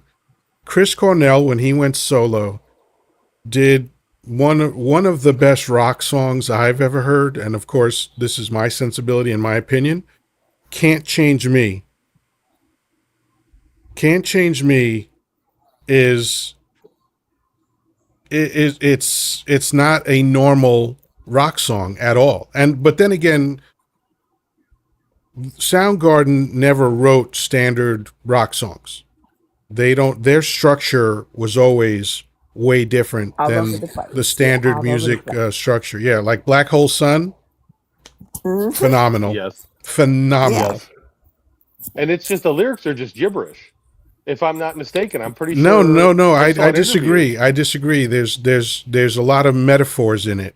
I'll tell you what is literal gibberish, and this is Okay. absolutely true. Yellow Ledbetter by Okay. Pearl Jam. Oh. Yeah. That's literally a gibberish song. There's only one line that is decipherable in the song, or and that makes any kind of sense in terms of English. He says, "I don't know whether I'm the boxer or the bag," which is a great Oh. lyric. It's a great lyric. But yeah, I he, wanna Speaking of say- lyrics, I've been trying to insert this, but Ozzy passing, it always fascinates me the way we think about his songs, but he didn't write almost any of them. yeah. Um, and I mean, which is not a diss, but it's just interesting how we view things. I mean, a lot of in artists don't retrospect and write stuff. their own music. You know, like Yeah. David Lee Roth. Like he wrote all the lyrics, and Eddie would just do the music. Right? Um, holy shit! I'm blanking on the name. It'll come to me. The guys that sang Tom Sawyer. Oh, Rush. Mhm. Yeah. Rush, thank you. Rush, do you know that aside from being the world's greatest rock drummer, Neil Peart wrote all the fucking lyrics? I think I'd heard Really? that. I didn't know that. And I saw Rush know live that too, either. by the way. I saw Rush once or twice. I can't remember whether it was once or twice, but I did see him. And great show. Phenomenal. I mean, since I taught myself drums, I mean, I was past my drumming phase at this point, but I still have a love Roll the of Bones tour. That's what it was. amazing drummers. Yeah, this was, when did I see? It must have been the summer of like 2000, maybe. I think it was the That summer would of have been later 2000. than when I saw him. Yeah, But they were just phenomenal. And they were watching always good though. from Neil what I've heard, live was just a thing to behold. This guy, I mean, he played like an alien, like a man with 8 limbs. Just, and what's fascinating about Rush is their time signatures are so complicated. Drummers have a real hard time with Rush. They also have a hard time. The drummer for who sang Sober? Tool. Tool. Thank you. Yeah. Which another great rock song, Sober, right? But that drummer, very hard to mimic. He does crazy time signatures, and you have to have real limb independence in order to play his songs. Now, I'm gonna kind of date myself here. The last concert that I ever went to was Run DMC, Kid Rock, and Aerosmith. They could have left Kid Back Rock when out Kid of Rock it, wasn't but, a dirty word. well, but it was actually Jam Master Jay was unalived in 2002 in October of that year, and since it was my senior year of high school, all my friends were like, "Let's go see this," and I was like, "I mean, yeah, okay, this is awesome." And listen, I kind of picked on music videos back in the '80s, but the compilation with Run DMC and Aerosmith on Oh, that Walk was This Way. thing to behold. That was I'm sorry. That I will actually play. was a watershed moment in music. Yes, yes. And I will play that song. I will play that version of that song a million times over the original "Walk This Way" by Aerosmith, hands down. But Well, yeah, we got to see him. I'm a fan of the original, but of course, Okay. what Run DMC did with it was amazing. Yes. And at but the yeah, we time, got to see him in Aerosmith was May. kind of floundering, Fading. Yes. and then they did this video with them, and It that helped them both, collaboration honestly. like just resuscitated them completely.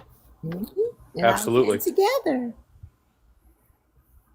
Yeah, that's a band Yeah, that we were has lucky enough. they're like roaches, man. They just won't go away. I mean, Steven Tyler's got to be what, 90 now? No, I'm just kidding. Whatever he is, like but I he's said, still in he's the still 80s, got I pipes forget though. which- He's still Yeah, got he's still pipes. Yes, rocking. yes, he does. Yeah. Yes, he does.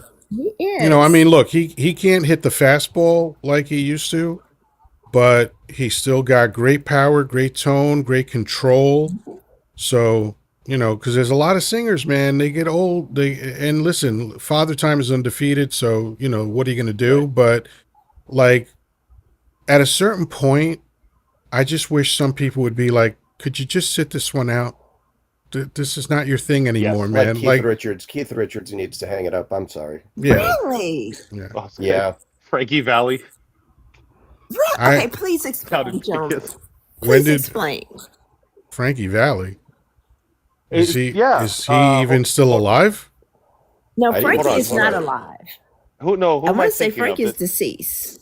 Yeah. Who am I thinking of? That's And it's down in, real hard to Vegas? sing when you're deceased. I know that for a fact. Yeah. I mean, but I thought you were saying, no. I thought you, I thought you were saying the other groups. Oh gosh, oh hell, DMC. What was the other group? The rock group we were talking about just a couple Aerosmith. seconds ago.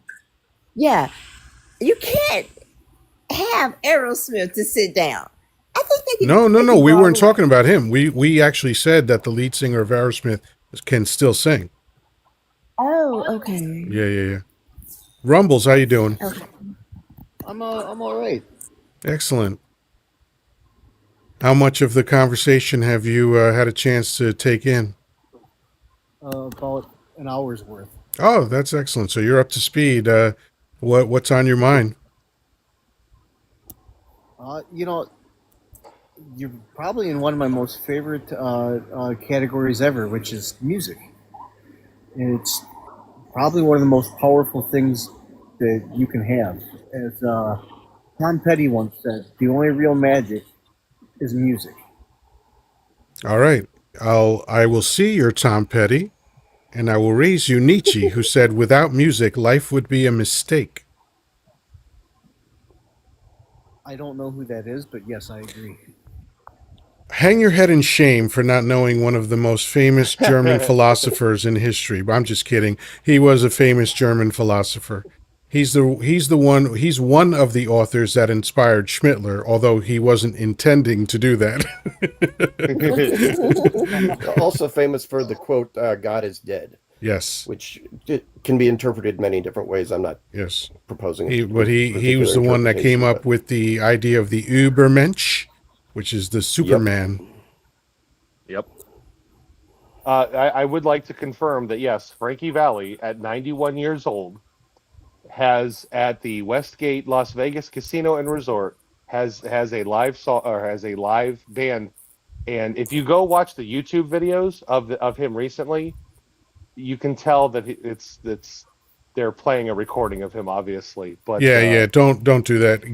Guess who helped bring him and his band to the forefront? who's that? Joe Pesci. No kidding.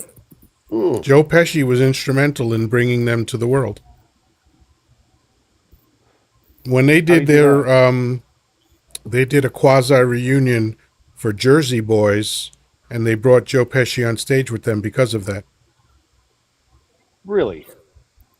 Oh, I got look all that up. sorts of useless information in my head, and I Well, am yeah, just You locked and destroy us ready. at Danny's Well, Danny's yeah. live every Friday night. So yeah, absolutely.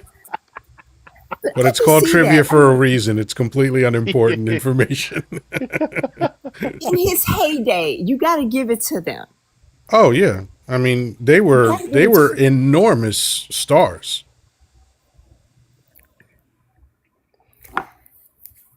My last question, I'm trying to not go to sleep, but you guys, wouldn't you say the best guitarist is Jimi Hendrix? No, no. No. How can you say no? I'll tell you why.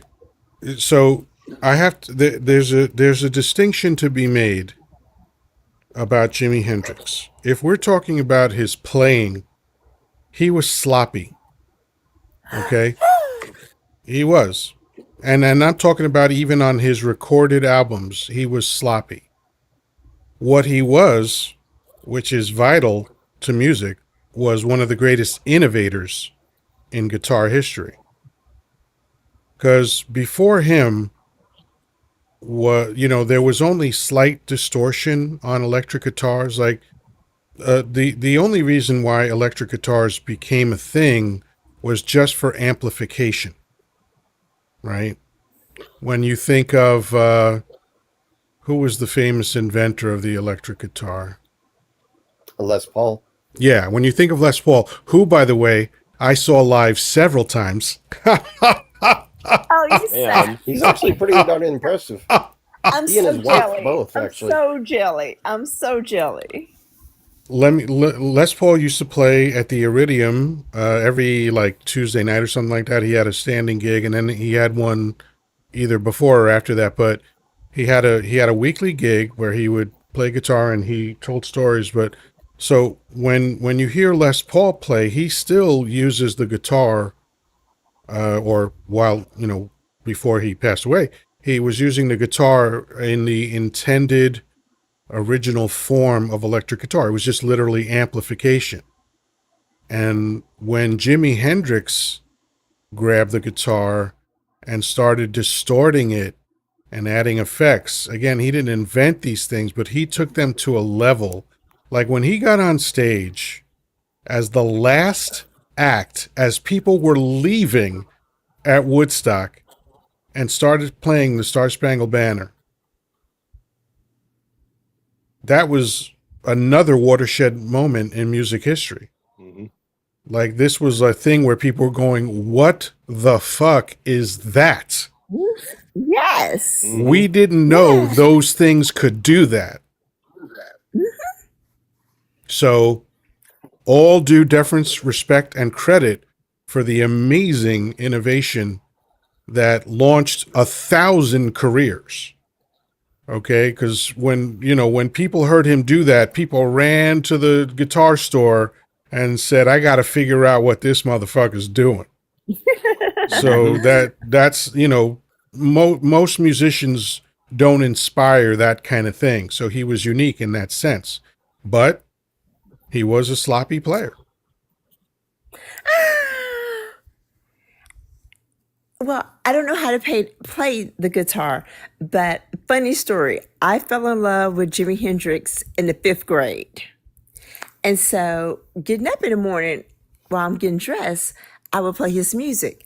And my daddy would come in my room and he was like, "You listen to Jimmy?" And I was like, "Yes, sir." And he was like, "Why Jimmy?" I said, "Daddy, he's brilliant. He's brilliant." And my daddy said, "Are you on drugs?" Jeez. Which is one of those TikTok words that we're not supposed to say, but I'm sorry. I'm so sorry. it was worth the punchline. Well, yeah. I'm sorry. I forgot we were on TikTok. And I said, "How can I be? You give me my allowance. What can I really afford?" Ah, that's funny. I like when people ask questions like that, like, is something wrong with you, boy? Yeah. I was like, "You give me my allowance. What can I possibly afford?" Well, listen, you were obviously not as innovative as I was because I never spent money on that stuff, but I took lots of it. I mean, you should have told me your secrets.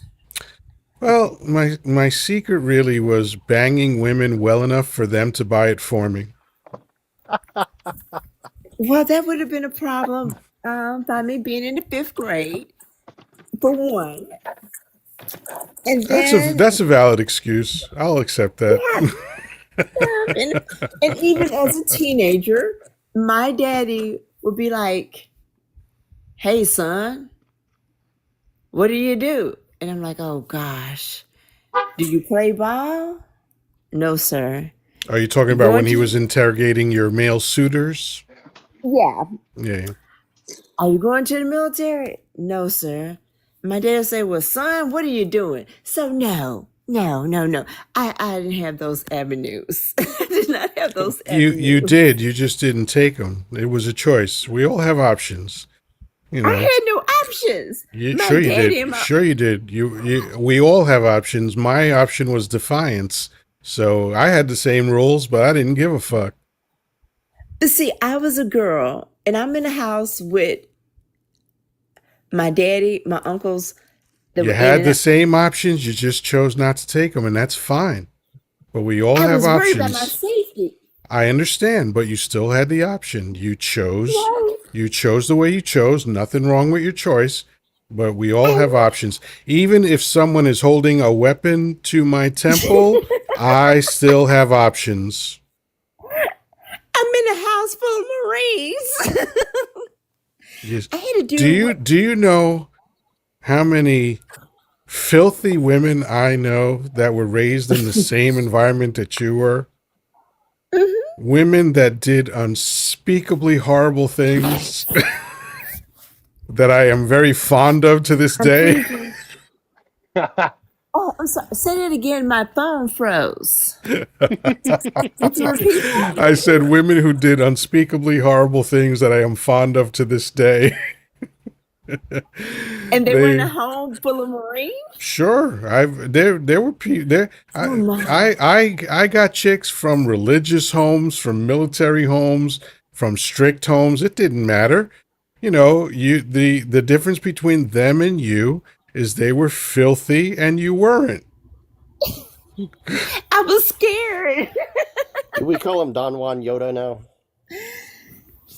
I was afraid. I was Listen, afraid. I have very few skills in life, but But one of them is getting chicks. I got them. I got lots of them. And you know, and listen, I didn't I my son posts 5 times more numbers than I did. My best friend posts way more numbers than I do. I didn't necessarily have as many as like some people would consider a player to have, but I had them thoroughly, and that's the important part. You were in high rotation. high enough. High rotation. Yeah, I mean, I had a chick paying my son's daycare bill, which was $550 a month. Wow. This mouth does more than talk. I'm not going to entertain that. Cute, but I'm not going to entertain it. You're entertaining it right now, and we all know it. It's not. Wait, what did Hamlet say? The lady doth protest too much, methinks. Yeah, But listen, you know, that's why, like, I don't, people use certain words about women, like SLUT.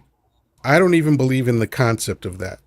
There are just some women have a stronger craving for physical stimulation than other women do. And I met most of them.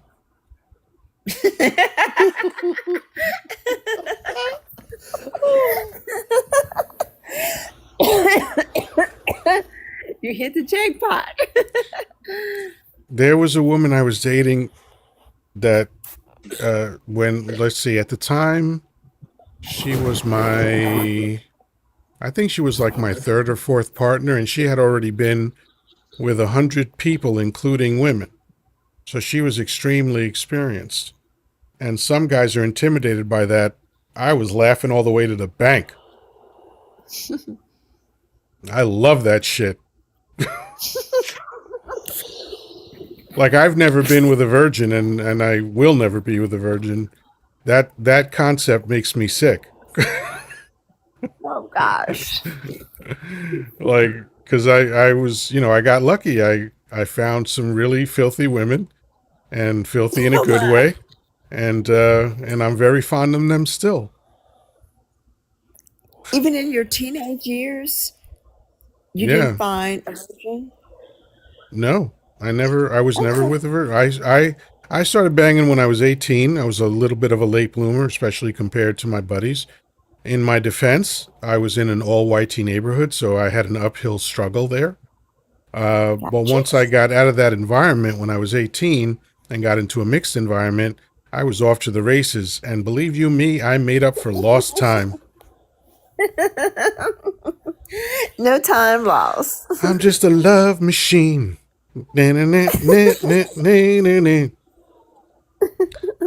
I used to joke when I got my big round stomach. I used to joke, it's not a beer belly, it's a fuel tank for a Schmex machine.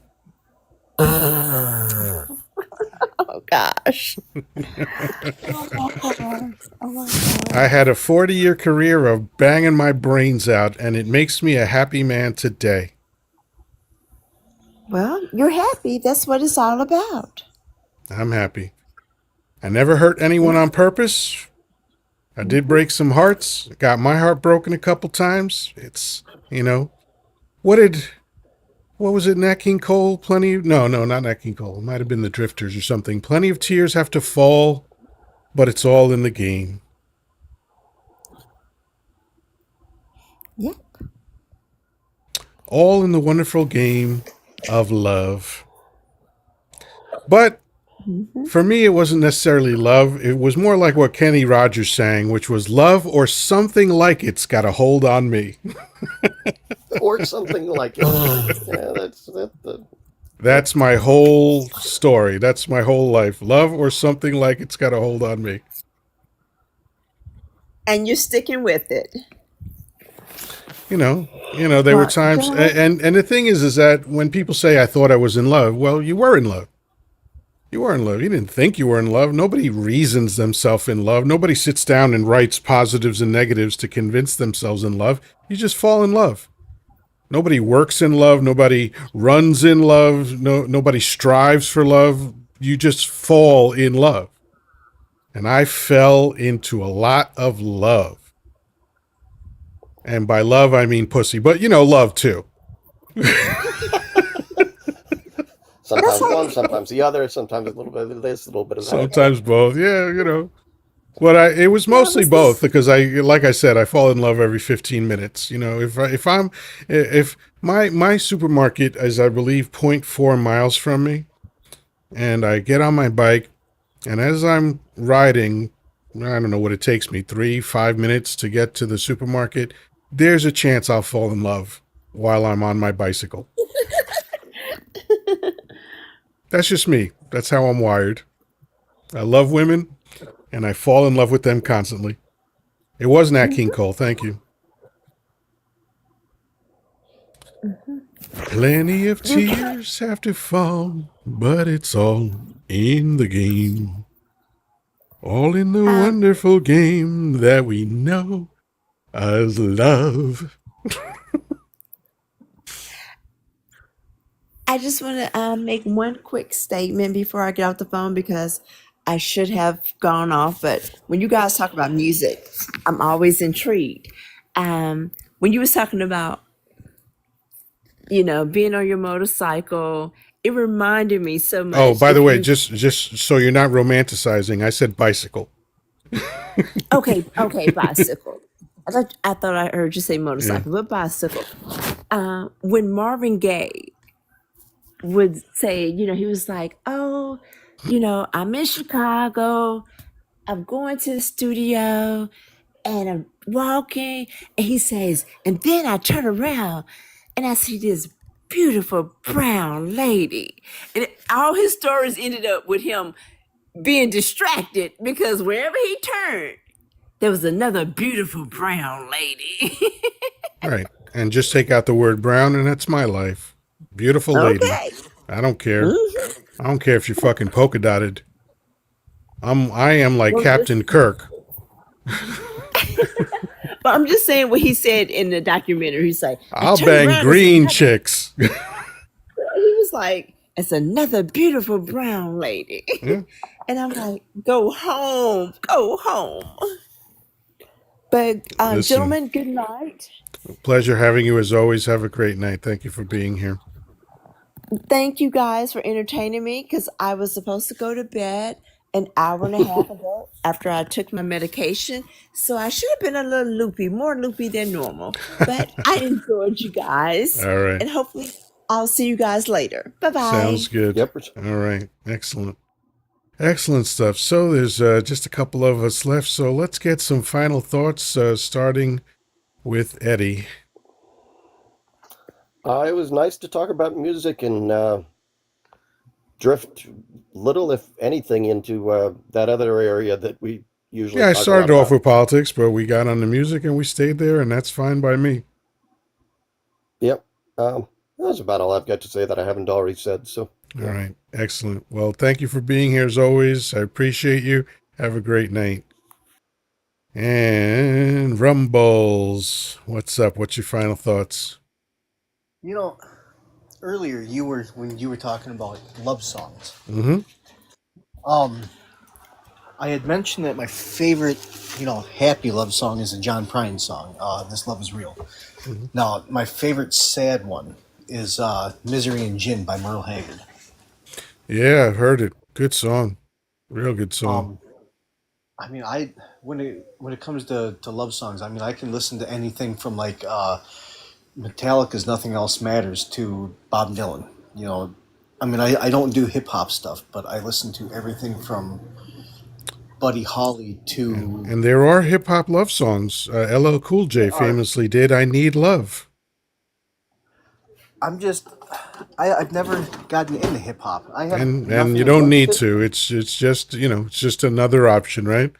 So whatever works for you.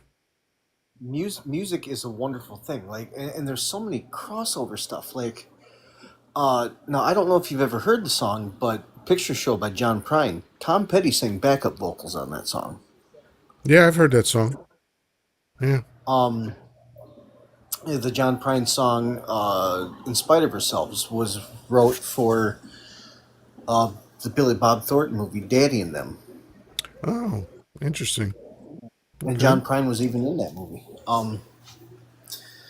But yeah, I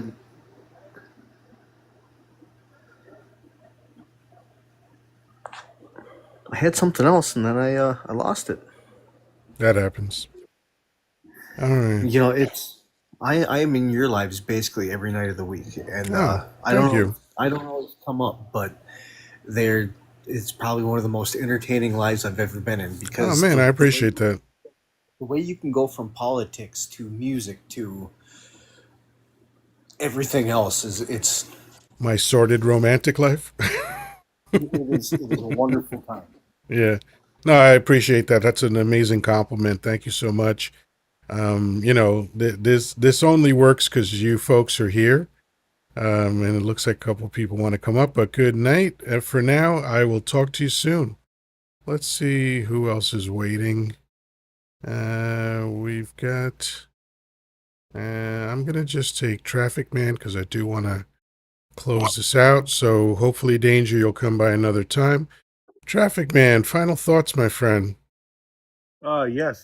Tonight was yet another wonderful live. Had a wonderful Thank you. discussion with movies and music. I mean, and I'll tell you, it's nice to not always have the topic be political kind of thing. Yeah. It is nice to take a break from the world, if you Absolutely, will. absolutely. And like I just said a minute ago, like, yeah, I started off, I wasn't sure what I wanted to talk about. I knew politics was on my mind. I shared what was on my mind. It was discussed, and then for whatever reason, we got it. I mean, it's just normal conversation, right? Like Sure. you just go wherever it's tangential, and that's my life. That's how, when I'm with my friends, that's how we have conversations. We go all over the place, and we have lots of laughs, or sometimes, you know, we have thoughts or tears or whatever the fuck it is. But, you know, that's how I want my lives to be. And if that means that I'll never be popular enough to really make money at it, then so be it. Because I just, you know, I gotta be me. I've gotta be me. There you go. I do also want to say I apologize about abruptly dropping down. Work called, You were working, man. and the No worries beautiful thing about about the beautiful thing about being the boss is I can call other people in that I don't have to go. So Exactly.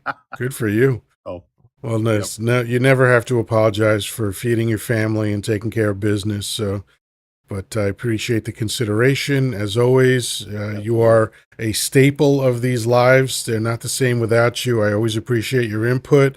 I appreciate that. I appreciate that you have a much more cheery personality than I do, because that's good. It's a nice balance. So There that you go. works out well. But hopefully we'll see each other soon. Have a great night.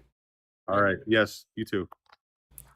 All right, folks. I absolutely love all the directions that this conversation went in. As I've said before, I only have a bare bones agenda when I come up here, but my overarching goal is to just have conversations wherever they go. You know, they can be serious, they can be goofy, and everything in between. I'm for it. No subject is off limits. So I thank you all for hanging in there with me. Most of you stayed for the whole thing. That's very cool. I appreciate the taps. I appreciate the gifts. I appreciate the shares. I appreciate the comments. More than anything else, I appreciate your time, because that's the thing that none of us can get back. So where you choose to spend it is amazing. All right. So with that, as always, peace, love, and granola. Talk to you soon.